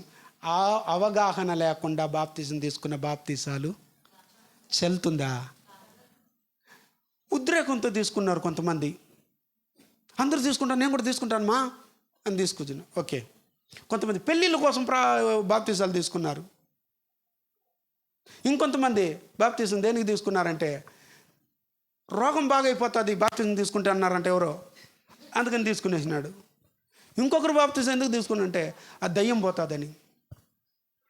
ఇంకొంతమంది నేను బాప్తిజం తీసుకుంటే నేను ఆశీర్వదించబడతానని ఎవడో చెప్పినాడంట. ఆశీర్వాదానికే బాప్తిజం, పెళ్ళికి బాప్తిజం ఏనాయనా? లేకపోతే నువ్వు ఉద్రేకంతో తీసుకునేదే బాప్తిజం. ఎవరన్నా ప్రోద్బలం నాయన బలవంతంగా మత మార్పిడులు చేసేస్తూ ఉండారంట. ఎవరు? మనం.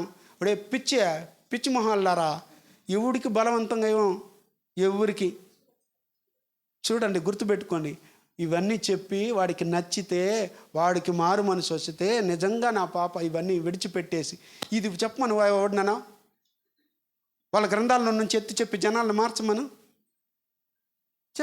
చెప్పలేడే. నీతి చెప్పు, న్యాయం చెప్పు. వదిలేస్తే సమాజం, ఇవన్నీ విడిచిపెట్టేస్తే సమాజం ఎట్టుంటుంది చెప్పండి నాయనా? చంపాల్సింది చంపేసి ఉంటే ఈరోజు మానభంగాలు, హత్యలు జరుగుతుందా? ఒక ఆడబిడ్డని అంతమంది దారుణంగా 10 మందితో కలుసుకొని డాక్టర్ని అంత దారుణంగా నిర్దాక్షిణంగా అలా చేయగలుగుతారా? కొంచెం బయట వెళ్ళిపోయినాను. అంత నిర్దాక్షిణంగా చంపేయగలుగుతారా? ఏమి సమాజం ఎటుపోతా ఉంది? ఏమైపోతుంది ఈ సమాజం? ఇది చెప్పేవాళ్ళు లేదు. మీ గ్రంథాల గురించి చెప్పండి.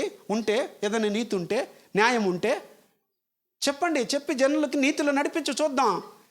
మతం మార్చలేదురా మేము, మనసులు మార్చి, ఈ మనసులు ఒరే జాలి గల మనసులో ఉండండిరా, ప్రేమ కలిగిన మనసులో ఉండండిరా, వినయ మనసు ఉండండిరా, దయాలత్వాన్ని చూపించండిరా, సాత్వికంగా ఉండండి, గొడవలు పెట్టకండి, రచ్చలు పెట్టకండి.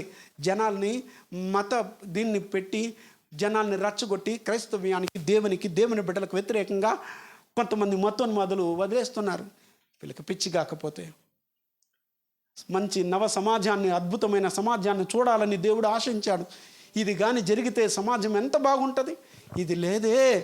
చూసారా, గంట సేపు చెప్పాల్సింది ఇప్పుడు 1/2 అవర్ చెప్పానా? ఎక్కువ చెప్పేసానా?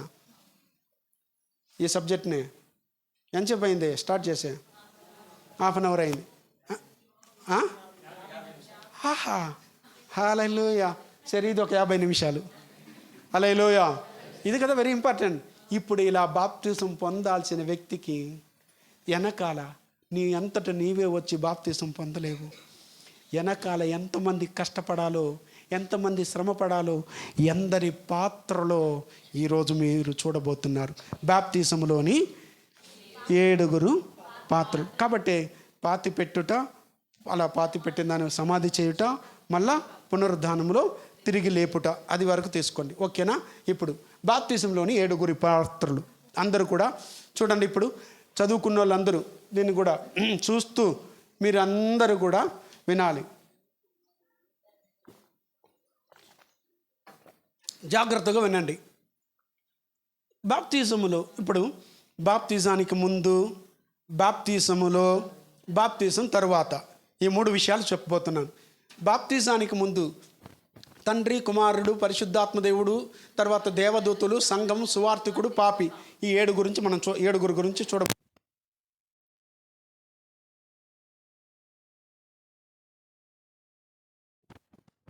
సబ్జెక్ట్ ఇది. వీళ్ళు 7 పాత్రలు మనం చూడబోతున్నది. ఆ 7 ఎవరో చెప్పేశాను. ఎవరు? తండ్రి, కుమారుడు, పరిశుద్ధాత్మ, దేవదూతలు, సంఘము, సువార్థికుడు, పాపి. ఈ పాత్రలు, ఈ 7 పాత్రలు. మనము బాప్తిజం పొందడానికి వీళ్ళు ఎంత కష్టపడ్డారో, మన పాపాన్ని మనం గడుక్కోవడానికి, మనం శుద్ధులై పరిశుద్ధులై పరలోకం వెళ్ళడానికి ఎంతమంది ప్రయాసపడాల్సి వస్తుందో నీకు వాక్యములో ఉండి చూపిస్తాను దయచేసి. ఇప్పుడు తండ్రి అయిన దేవుని పాత్ర మొదటిది, నెంబర్ 1. రైట్. తండ్రి అయిన దేవుని పాత్ర. బాప్తిజానికి ముందు ఆయన ఏం చేస్తాడు? పెట్టినాను. మనం బాప్తిజం పొందడానికి ముందు ఆయన ఏం ప్రయాసపడుతున్నాడంటే, ఒక పాపిని ఏం చేస్తాడంటే ఆకర్షిస్తాడు. ఆయన ఏం చేస్తాడు? ఆయన తండ్రి. అందుకనే చెప్పాడు. మీరు యోహాను సువార్త 6వ అధ్యాయం 44-45 వాక్యాలు నాయన చదువు. నన్ను పంపిన తండ్రి వానిని ఆకర్షించితేనే కాని ఎవడును నా యొద్దకు రాలేడు. అంత్యదినమున నేను వానిని లేపుదును, వారందరూ దేవుని చేత బోధింపబడుదురు అని ప్రవక్తల లేఖనములలో వ్రాయబడి ఉన్నది కనుక తండ్రి వలన విని నేర్చుకొనిన ప్రతి వాడును నా యొద్దకు వచ్చును. ఆమేన్. ఇక్కడ ఏంటంటే బాప్తిజానికి ముందు తండ్రి అయిన దేవుడు ఏం చేస్తాడంటే మనని అందరిని ఏం చేస్తాడు? ఆకర్షిస్తాడు. హల్లెలూయా. ఏం చేస్తాడు ఆయన? అందుకని యేసుప్రభు వచ్చి చెప్పాడు, మా తండ్రి ఆకర్షించకపోతే ఎవరు తండ్రి యొద్దకి రాలేరు. ఇప్పుడు మనమందరం మనంతటా మనమే దేవుని దగ్గరికి వచ్చేసామని. అవునా? పక్కింటక్క నడిపించిందా? ఎస్తర్ అక్క నడిపించిందా? లేకపోతే సుబ్బమ్మక్క నడిపించిందా? లేకపోతే కుప్పమ్మ నడిపించిందా? గోవిందమ్మ నడిపించిందా? రూతమ్మ నడిపించిందా? అమ్మా, వీళ్ళు ఎవరో నిన్ను ఆకర్షించలేదు. ఎవరు నిన్ను ఆకర్షించిందంటే, ఎందుకు ఆయన ఆకర్షించాల్సి వచ్చిందంటే, నా బిడ్డ నశించిపోతున్నాడు. ఎవరు నశించిపోవటం తండ్రి చిత్తం కాదు. ముందుగా మనని ఏం చేశాడు? తన దగ్గరికి. ఎందుకంటే ఆయన ఎందుకు ఆకర్షించాల్సి వచ్చిందంటే, బైబిల్లో ఆల్రెడీ చెప్పాను, ఆకర్షించడం ఒక మెసేజ్ ఉంది, మన యూట్యూబ్లో ఉంది, వినండి. మనమందరము లోకానికి ఆకర్షితులమైపోయాం. లోకంలో పుట్టిన తర్వాత దేనికి ఆకర్షితులమైనాం? ఆ లోకంలో ఉన్నది ఏంటంటే శరీరాశ, నేత్రాశ, జీవపడంబం. ఈ మూడిటికి ఆకర్షితులైపోయినాం. దానికి బాగా అడిక్ట్ అయిపోయినాం. అక్కడి నుంచి తన వైపు దేవుడు ఏం చేశాడంటే ఆకర్షించాడు. ఎప్పుడు ఇది? బాప్తిసానికి ముందు. ఇప్పుడు బాప్తిస్మములో రెండు త్వరగా చూద్దాం నాన్న, టైం అయిపోతుంది. బాప్తిజంలో మనల్ని ఏం చేస్తాడంటే, బాప్తిజం పొందుట వలన కంటాడు. మనల్ని ఏం చేస్తాడు? దేవుడు మనల్ని మరలా ఏం చేస్తాడు? తిరిగి జన్మ అన్నాడు కదా, నూతన జన్మ అన్నాను కదా. కాబట్టి దేవుడు మరలా మనని కంటాడు. ఇప్పుడు చదవండి. ఇప్పుడు ఆయన తాను సృష్టించిన వాటిలో, యాకోబు పత్రిక 1:18.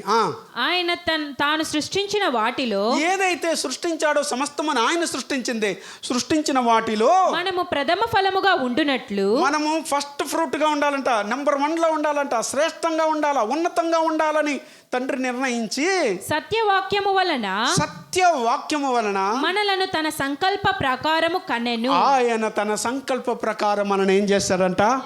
కన్నాడు. మొట్ట కన్నాడు కూడా ఆకర్షించాడు. తర్వాత కన్నాడు, ఆకర్షించి కన్నాడు. కాబట్టి దేవుడు పరలోకపు తండ్రి బాప్తిసం ద్వారా మనల్ని ఏం చేస్తున్నాడు? కన్నాడు.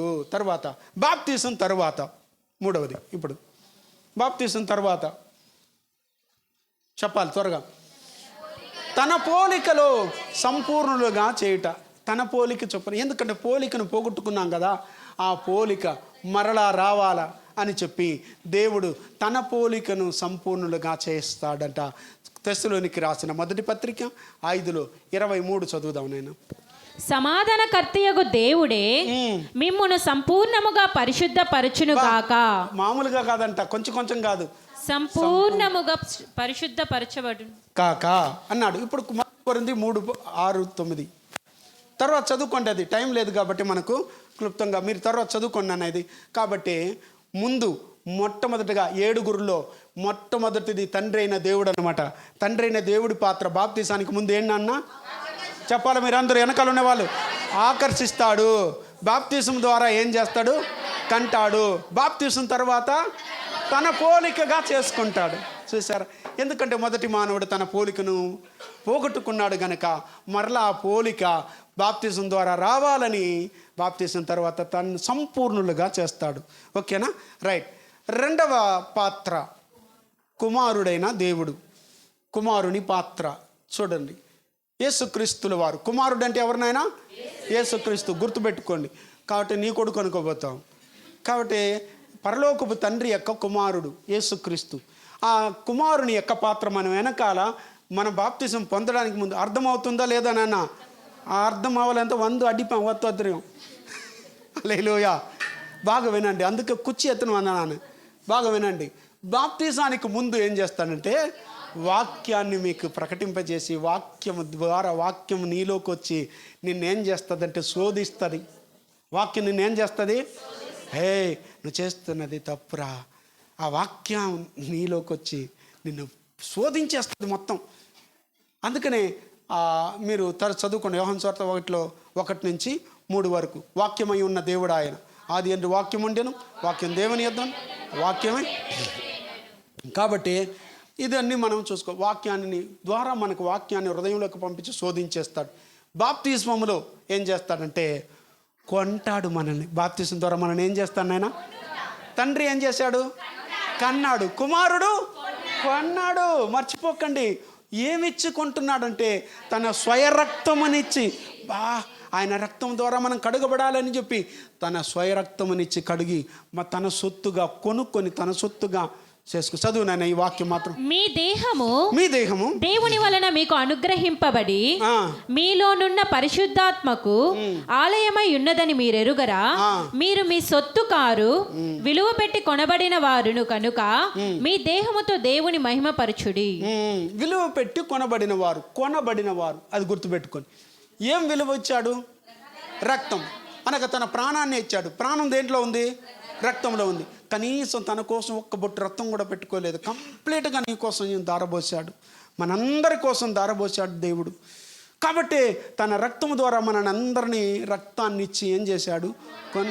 అసలు ఎవడో పనికి మాలినాడు పాడినాడు, రక్తంతో నడుపుతాను రిక్షాను అని. దేంతో అంట? వినలేదా మీరు? రక్తంతో నడుపుతాను రిక్షాను. ఎట్లా నడుపుతావు? ఇవన్నీ వినలేదు కాబట్టి మీరు అట్లే ఉండేది.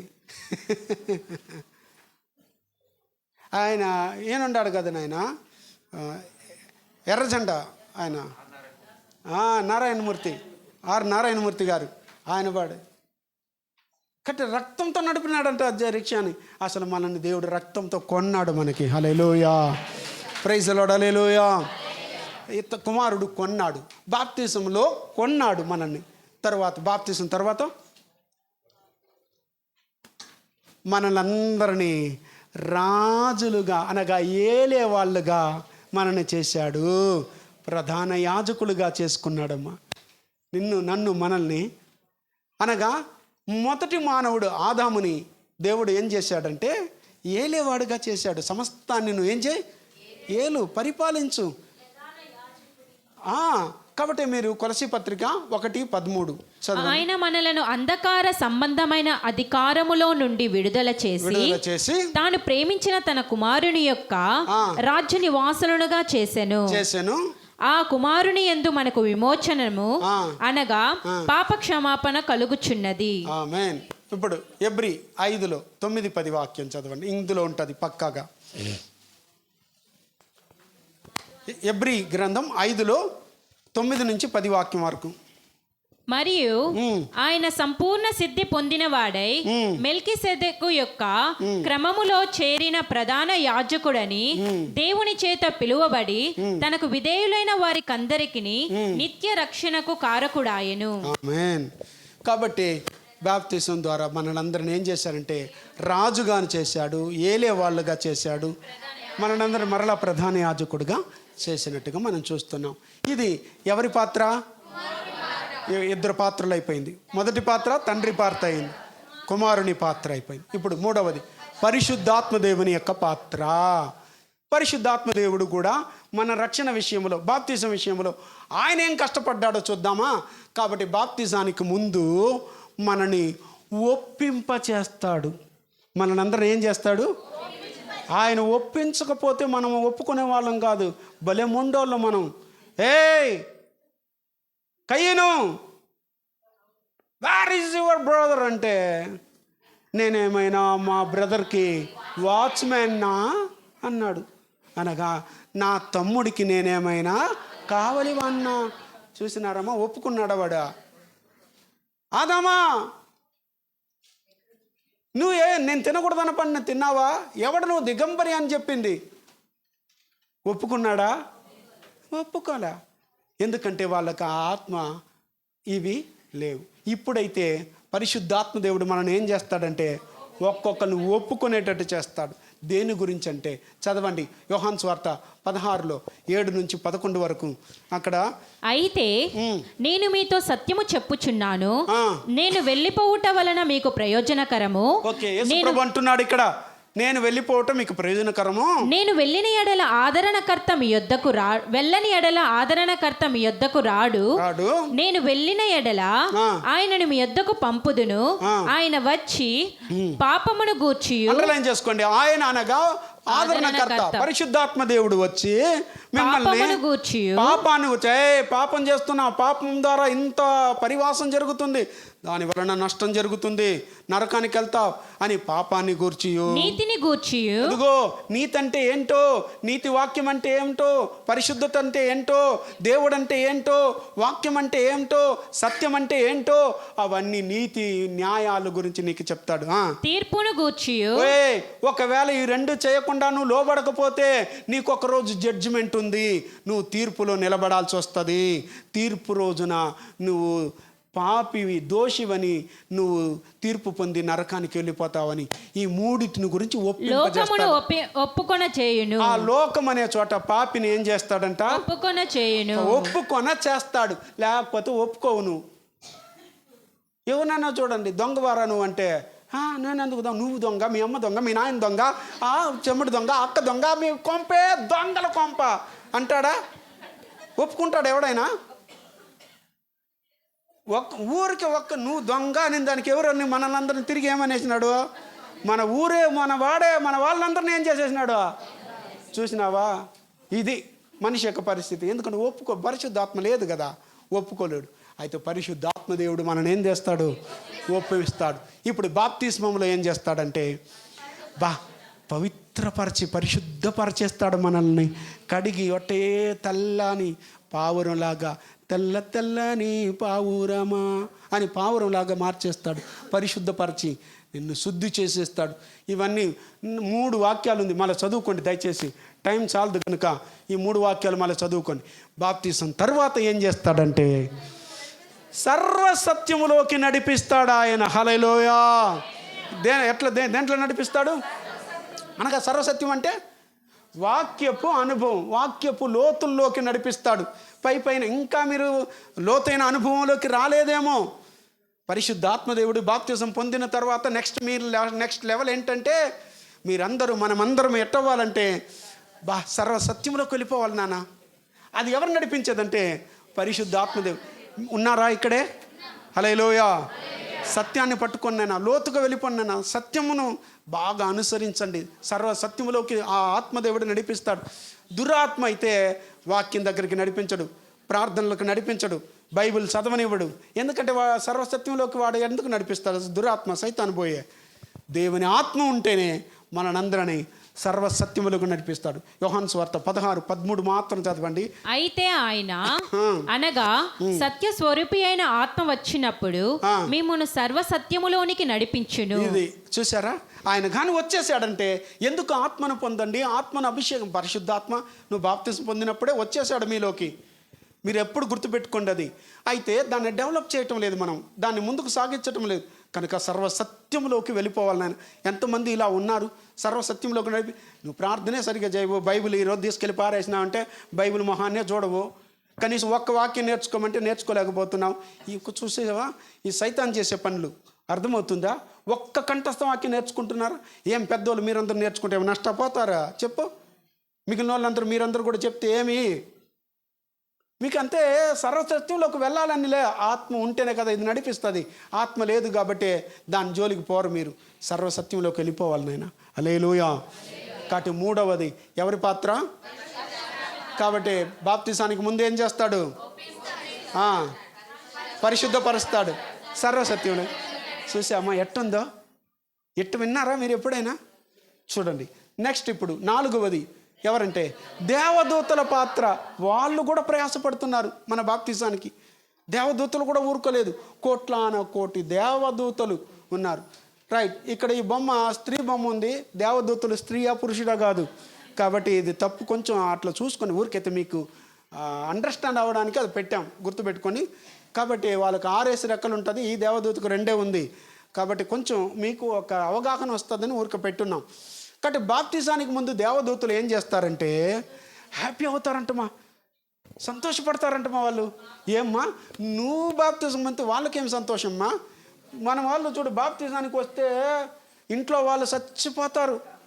మన వాళ్ళు ఏమి బాప్తిజమా తీసుకుంటావా, ఏమి మతం మారేస్తూ ఉండవా, దిగేస్తూ ఉండవు దాంట్లో పోయే, మమ్మల్ని వదిలేసి వెళ్ళిపోతాను, మా సావులకు రావా, మా కర్మంతరాలకు రావా, మేము పెట్టింది తినవా, ఏం తినకపోతే చచ్చిపోతామా. అంటే ఎన్నెన్ని క్వశ్చన్లో మనుషులకేమో ఇది, మనుషులకేమో దుఃఖాలు, బాధలు. పరలోకమందున్న దేవదూతలు నీవు రక్షించబడడం వలన పరలోకంలో ఆనందపడతారంటమా, సంతోషపడతారంటమా. వాళ్ళకి ఎంతో ఆనందం అంటే అంత ఆనందం. లూకాసు వార్త 15:10 అటువలే మారు మనసు పొందు ఒక్క పాపి విషయమై దేవుని దూతల ఎదుట సంతోషము కలుగునని మీతో చెప్పుచున్నానని యేసు ప్రభువే చెప్తున్నాడమ్మా. అక్కడ ఉన్నాడు కదా, ఇక్కడ ఒక పాపి కానీ బాప్తిసం పొందుకుంటా ఉంటే పరలోకంలో దేవదూతలు అమ్మా ఎంత ఆనందపడతారు, పండగ చేసుకుంటున్నారంట, సంతోషపడుతున్నారంటమ్మా. చూసారమ్మా, అబ్బా ఒక బిడ్డ పరలోక రాజ్యం రాబోతుంది, నా బిడ్డ, దేవుని బిడ్డల్లో ఒక బిడ్డ రాబోతారు అక్కడికి అని వాళ్ళు ఎంత ఆనందపడి సంబరపడిపోతారంటమ్మా.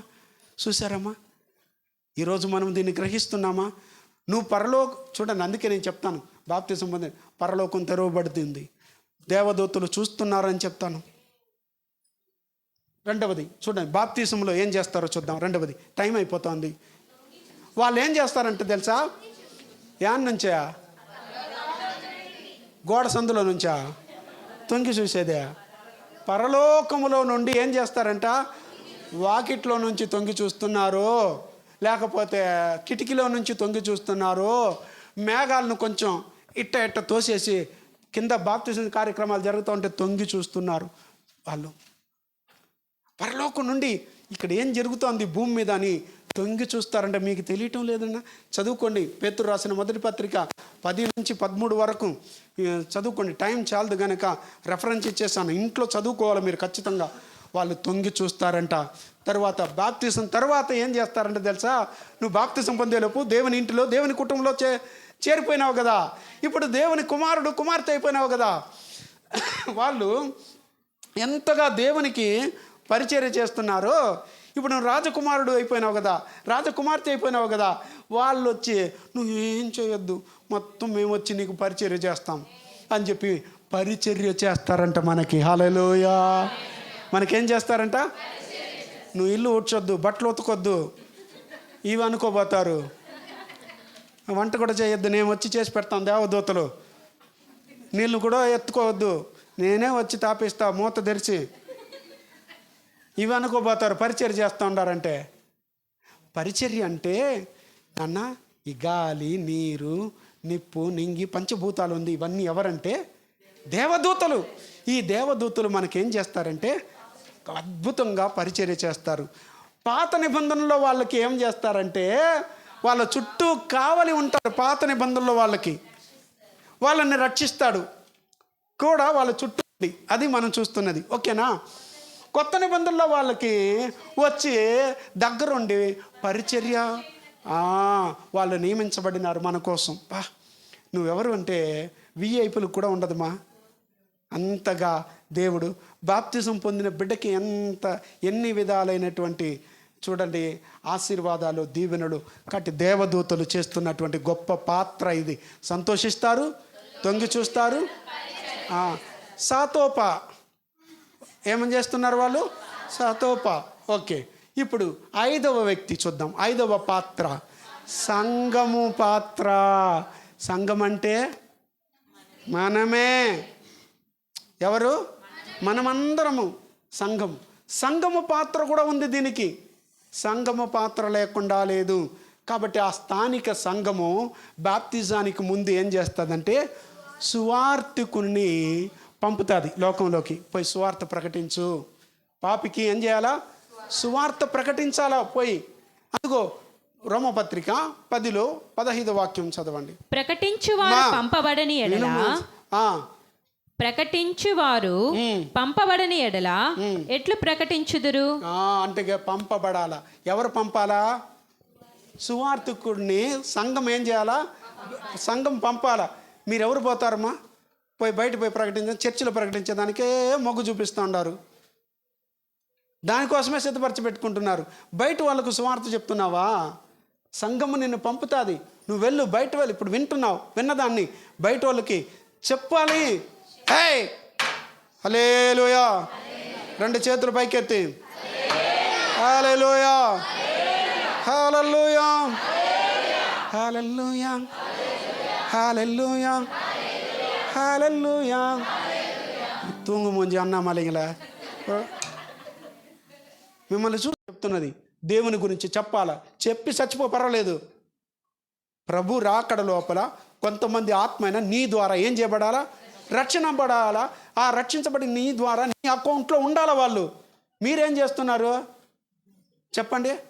ఏడ పరిగెత్తి ప్రార్థన చేసేదానికి గంటలుగా, ఏడ ప్రకటించేదానికే చూస్తా, ఏడ నాకు అవకాశం లేదని ఎదురు చూస్తున్నారు. తప్పు. మీరు అంటే వస్తుంది అవకాశం వచ్చిన ప్రకటిద్దురు. నేనేమంటున్నానంటే బయట సువార్తకు పంపాల, బయట పంపి బయట వాళ్ళకి ఏం చేయాలా, రక్షించబడిన వాళ్ళు చాలామంది. చెప్పిన వాళ్ళకి చెప్పేదానికి ఎంత చెప్పబడుతుంది నాయన. ఇంత నేను చెప్తేనే సరిగ్గా వినలే, నువ్వు చెప్తే ఇంకెవరు వినేస్తారనుకుంటున్నావు? ఎవరు మారిపోతారనుకుంటున్నావు చెప్పు? యేసు ప్రభు చెప్తేనే వినలా, తండ్రి అని దేవుడు చెప్తేనే వినలా జనాలు. అంతంత మాత్రం ఉంది. ఇంకా నేను మనం పడే ప్రయాస కాబట్టి మనకి ఇచ్చిన ఒక్కొక్కళ్ళకి ఇచ్చిన బాధ్యతగా మీరు బాధ్యత వహించాలా. సంఘ బిడ్డలందరూ ఈరోజు ఒక తీర్మానం చేసుకోండి. కనీసం నేనేం చేయాలా, ఈ వారంలో ఒక్కరికైనా చెప్పి ఒక్కరినైనా మందిరానికి తీసుకురావాలా అని కంకణం కట్టుకో. సువార్త చెప్పి పంపబడాల. సంఘం పాత్ర ఏం చేయాలా, సువార్తని పంపాల. తర్వాత బాప్తిజంలో సంఘం పాత్ర ఏంటి? బాప్తిజంలో వాళ్ళకి ఏం చేయాలా, ప్రేమను చూపించాలా, వాళ్ళతో ఐక్యంగా ఉండాలా. ఐక్యం, ఈ ప్రేమ ఐక్యత రెండు సంఘంలో ఉండాలి నాయన. బయట నుంచి ఏమో సువార్త తీసుకొచ్చి సంఘంలో కూర్చోబెట్టి వాళ్ళని గుర్రం చూసి ఆ రోజు నుంచి శత్రువులుగా చూస్తే ఆ రోజు నుంచి మాట్లాడేదిలా, ఐక్యతలా. నీ దారి నీదే, నా దారి నాదే. చూడండి, మనం ఎప్పుడు కూడా ఎవరి దగ్గర కూర్చుంటామంటే బాగా మనకు నచ్చిన వాళ్ళు పక్కన పోయేసి కూర్చున్నాం. మేము నీ దగ్గర కూర్చుంటేనే నాకు విన్నట్టు ఉందంట. మళ్ళీ ఏమి లేకపోతే ఏంట్రా ఇది తోలా ఉర్చిపోన్నాంలా. ప్రేమ చూడు, ప్రేమ ఉండాలా. సంఘం అంటే సంఘం పాత్ర. ఒక రక్షించబడి లోపలికి తీసుకొచ్చిన బిడ్డకి నువ్వు ప్రేమ చూపిస్తున్నావా? బాగా వినండి. మన నయోమమ్మ ఉంది, వయసు పిల్లలకి చెప్తున్నాను. నయోమమ్మ కూతురు పాప ఉంది. ఏం పేరునైనా మల్లీశ్వరి. ఎవరైనా ఆ బిడ్డతో ఫ్రెండ్షిప్ చేస్తున్నారా? చూస్తూ ఉండా. మీరే అనిపో ఆ బిడ్డను ఎవరైనా పలకరిస్తున్నారా? ఆ బిడ్డను ఎవరైనా కలుపుకొని పోతున్నారా? ఎవరైనా మంచిగా పలకరించే తనీగా చూస్తున్నారు. అట్లా ఇప్పుడు రూబీ ఉంది, ఆ బిడ్డను ఎవరైనా ఫ్రెండ్షిప్ చేస్తున్నారా? కూడా తీసుకెళ్తున్నారా? కూడా తీసుకొస్తున్నారా? ఆ బిడ్డకు కొంచెం నేత్రాలు కొంచెం తక్కువ బిడ్డకి. ఆ బిడ్డను ఎవరైనా ప్రేమిస్తున్నారా? మీరే కలిసి ప్రేమతో ఐక్యత ఉండాలని సిగ్గు తెచ్చుకోవాల్సిన విషయాలు ఇవన్నీ. మీరు అట్లా మీరు కూడా కొత్తగా వచ్చిన వాళ్ళకి ప్రేమ చూపిస్తున్నారా? వదిలేస్తే చాలు, ఎత్తుకో. వీళ్ళే మాట్లాడుకునేది దారిలో మాట్లాడుకుంటా అక్కడికేమే అనిపో. ఏమిది ఆ వీధిలో ఉండాలి. మీ చర్చ్ వాళ్ళు ఏమి అట్ట మాట్లాడుతూ పోతూ ఉండారా అని అంటూ ఉండారు. ఏమైనా భయభక్తులతో వస్తూ ఉండారా? భయభక్తులతో పోతూ ఉండారా? ఏ సంఘం పాత్ర భయభక్తులతో వాళ్ళకు ప్రేమ చూపించి ఐక్యత చూపించట్లో మనం ముందు ఉండాలి. ఆత్మ కలిగించు ఐక్యత అని రాయబడింది. ఏం కలిగింది? ఆత్మ ఉంటే కదా నీలో ఐక్యతను ప్రేమను చూపించేదానికి. గుర్రని శత్రువులు చూసినట్టు ఎందుకు చూస్తూ ఉండావు? కలిసిన వాళ్ళతోనే ఎందుకు కలుస్తున్నావు? చెప్పిన వాళ్ళకి ఎందుకు వందనాలు చెప్తూ ఉండావు? మారండి నాయన, బాప్తిజం పొందిన వాళ్ళు మారండి. కడుపు మంటగా ఉంది ఒకటి తలుచుకుంటే. మారండి, ఇవన్నీ తప్పు, చాలా మారాలి. తర్వాత బాప్తిజం తర్వాత క్రైస్తవ జీవితంలో ఏం చేయబడాలా?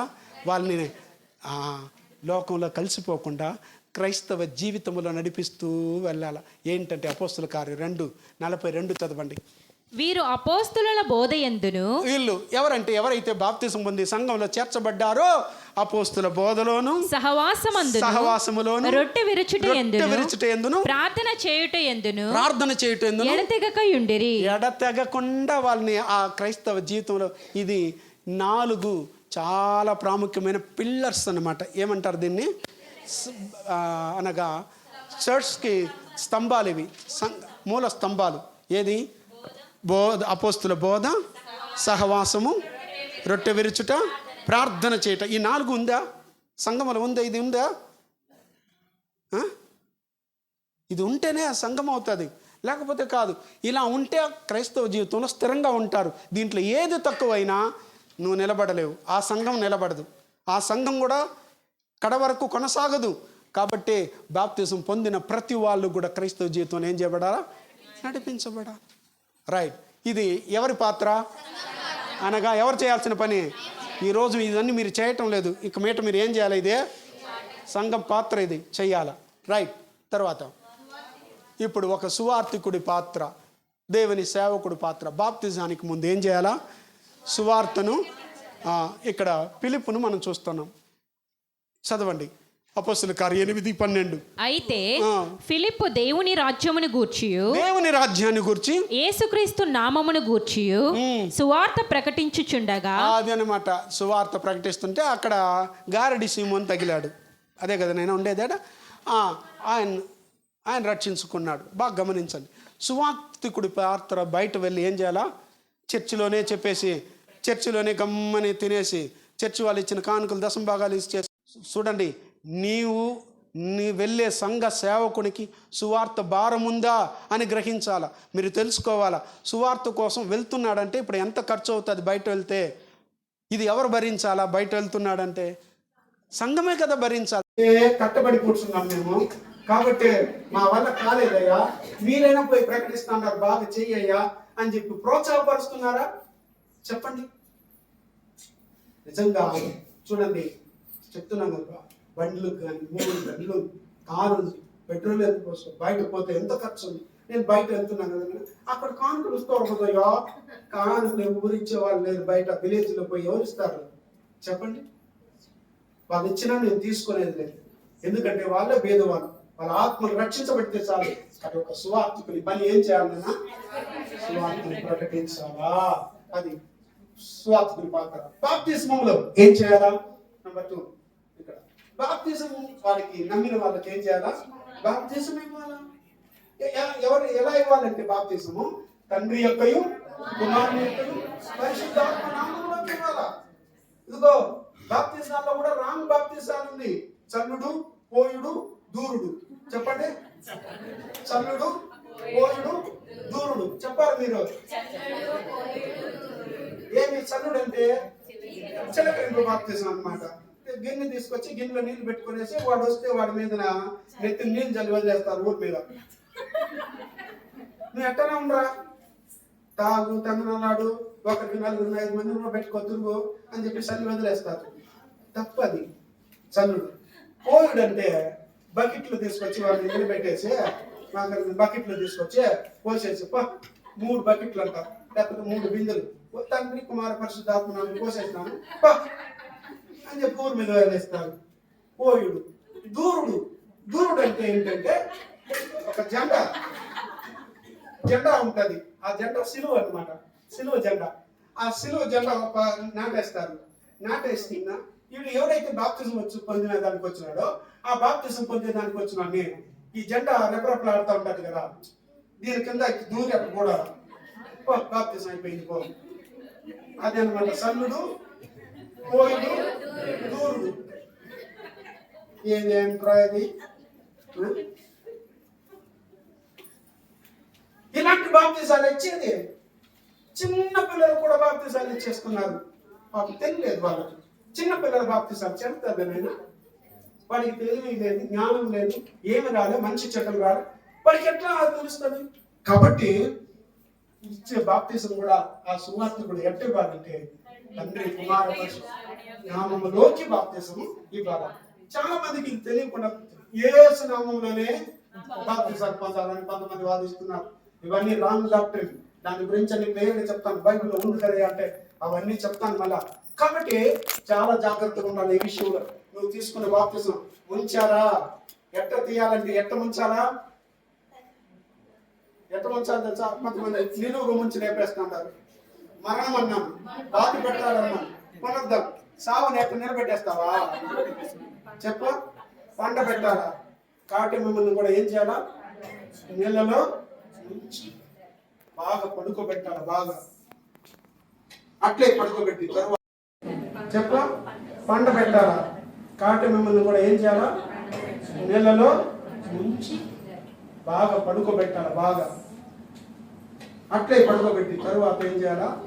అట్టే వదిలేయాలి 10 నిమిషాలు. సచ్చి ఊరుకుండాలి. వెంటనే ఏం చేసేయాలా? లేపాలి. కాబట్టి ఇది అనగా పాతి పెట్టబడి తిరిగి లేవటం అన్నమాట.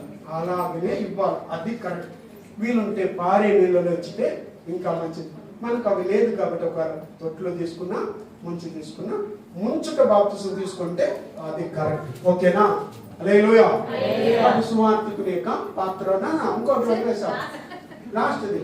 కాబట్టి బాప్తిసం తర్వాత ఆ సువార్తికుడు ఆ బాప్తిసం ఇచ్చిన బిడ్డకి ఒక తండ్రి లాగా, ఒక తల్లి లాగా బాధ్యత వహించి, ఎట్లా ఒక తల్లి కొత్తగా పుట్టిన బిడ్డకి అడుగడుగు పాలిస్తుందో, లేపి పాలిస్తుందో, ఫీడింగ్ ఎట్టిస్తుందో అట్ట ఇవాళ వస్తే కదా మీరు తినేదానికి చెప్పు. నేనేమో పాలు ఇచ్చేదానికి రెడీగా ఉండాలి, తాగేదానికి మీరు రెడీగా లేదు. మీరు వచ్చేదిలే ఆదివారమే మీరు వచ్చేది. ఆదివారం తాగిన బిడ్డ ఈ బిడ్డ ఆదివారమే పాలించి పడుకోబెట్టు. ఒక్క ఆదివారంగా ఉంటుంది, నెక్స్ట్ ఆదివారం అనుకుంటారు.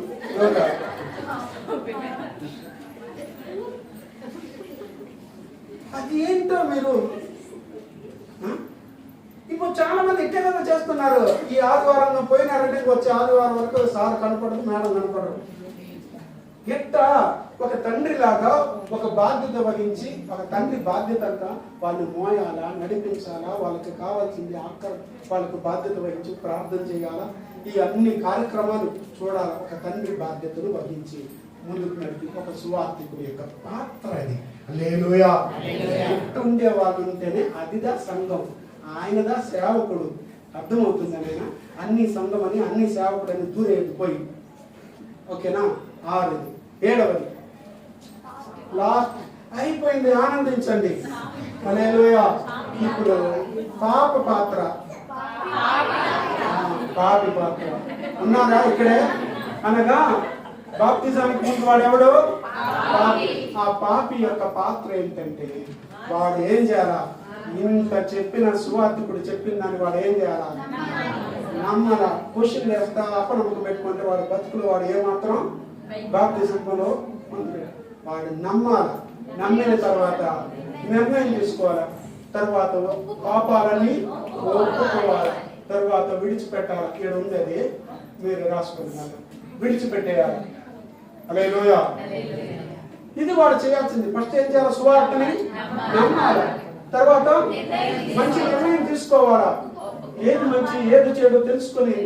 కాబట్టి అయ్యో నేను ఇంత పెద్ద పాపినా అని చెప్పి పాపాలన్నింటినీ ఒప్పుకోనాలా, విడిచిపెట్టేయాలా. ఇవన్నీ ఇక్కడ ఉంటాయి. తర్వాత చూసుకోండి. అనాథక్రమంలో దాచిపెట్టువాడు వాటిని ఒప్పుకొని విడిచిపెట్టువాడు. కాబట్టి ఆ కనికరంగా పాపి పొందాల్సిన కాదు. బాప్తిస్మములో వాడు వచ్చి వెంటనే నిర్ణయం తీసుకొని, నాకు మొక్కుబడి ఉంది, పోయి ఇంటికి ఇచ్చేసి వచ్చా మళ్ళీ తీసుకుంటా అనుకుంటాను. పాపకే పెళ్ళి అయిపోయి మరి తీసుకుంటా. ఇప్పుడు పాస్ అయిపోయినా మళ్ళీ తీసుకుంటా. అది క్రిస్మస్ పండుగ వస్తుంది, అప్పుడు తీసుకుంటా. జనవరి 1 కొత్త సంవత్సరం తీసుకుంటే మంచిదంట, తీసుకుంటా. అంత రోజు నిర్ణయాలు తీసుకొని అన్ని రోజులు ఉండకూడదు. ఇమ్మీడియట్ గా నమ్మి నిర్ణయం తీసుకుని ఒప్పుకుని విడిచిపెట్టి ఇప్పుడే ఇచ్చయ్యా ఒక్కయ్యా ఆలస్యం వద్దు, నేను ఇప్పుడే పొందుతానని వెంటనే ఇమ్మీడియట్ గా పాప ఏం చేయాలా? బాప్తిసం పొందాలా. ఇది చదువుకోండి. మళ్ళీ రోమపత్రిక 10లో 8 నుంచి 10 వరకు. తర్వాత బాప్తిసం తర్వాత ఎట్టుండాలంటే చర్చికి రాకుండా ఊరు తిరుగుతూ ఉండాలా, సినిమా చుట్టూ తిరుగుతూ ఉండాలా, బాగా చుట్టూ తిరుగుతూ ఉండాలా. అవునా? అదే ఉంది. బాప్తిసం తర్వాత ఏం చేయాలి? చాలా మంది ఎత్తగా చేస్తున్నారు. బాప్తిసం ఏమో ఆస్తులు త్వరగా ఆకు తీసుకుని ఏమి తీసుకున్నాడు అని తీసుకునేది, దేవుని వదిలి పెట్టేసి ఊరు చుట్టేది. అదొద్దు. అందుకని చెప్పు, వాడు ఒప్పుకున్నట్టుగా తగినట్టుగా సమర్పణ కలిగి భయభక్తులతో పరిశుద్ధంగా స్థానిక సంఘములోనే ఉంటూ ఎదుగుతూ ఉండాలా. హల్లెలూయా. హల్లెలూయా. ఇది బాప్తిస్మంలో 7 పాత్ర. హల్లెలూయా. ఇప్పుడు ఒక్కసారి ఓవరాల్ గా మీకు చూపిస్తాం చూడండి. మీకు బాప్తిస్మంలో పాత్ర, తండ్రి పాత్ర, కుమారుని పాత్ర, పరిశుద్ధ దేవదూతల పాత్ర, సంఘం పాత్ర. రైట్. కాబట్టి బాప్తిజానికి ముందు తండ్రి ఆకర్షిస్తాడు, కుమారుడు వాక్యం ద్వారా పరిశోధిస్తాడు, పరిశుద్ధాత్మ దేవుడు ఒప్పుకోలు చేస్తాడు, దేవదూతలు సంతోషిస్తాడు, సంఘము సువార్తికుని పంపుతాడు, సువార్తికుడు సువార్తను ప్రకటిస్తాడు, పాపి నమ్మి నిర్ణయం తీసుకుని ఒప్పుకొని విడిచిపెట్టేసి ఆనందంగా బ్రతకాల. బాప్తిజానికి ముందు, బాప్తిజానికి ముందు తండ్రి కంటాడు, కుమారుడు కొంటాడు, ఆయన పరిశుద్ధపరుస్తాడు, పరిశుద్ధాత్మ దేవుడు, దేవదూతలు తొంగి తొంగి తొంగి చూసి ఆనందపడిపోతారు. ఇదిగో సంఘము ప్రేమ ఐక్యతలో చూపించడంలో ఎదగాలి. అదిగో సువార్తికుడు నమ్మి వచ్చిన వాళ్ళకి ఏం చేయాలా? బాప్తిజం ఇవ్వాలా. అది ఎట్టి ఇవ్వాలో మనం చెప్పాను. కాబట్టి పాపి ఏం చేయాలంటే వాయిదాలు వేయకుండా ఏం చేయాలా? బాప్తిజం పొందాలా.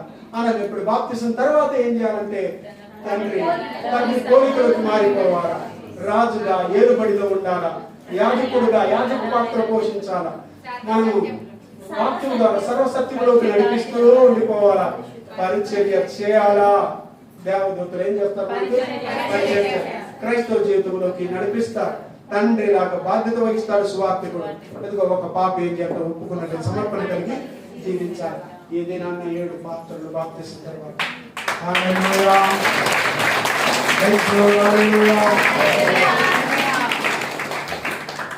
ఎన్ని గంటలు అయిపోయింది? 1:30 గంట.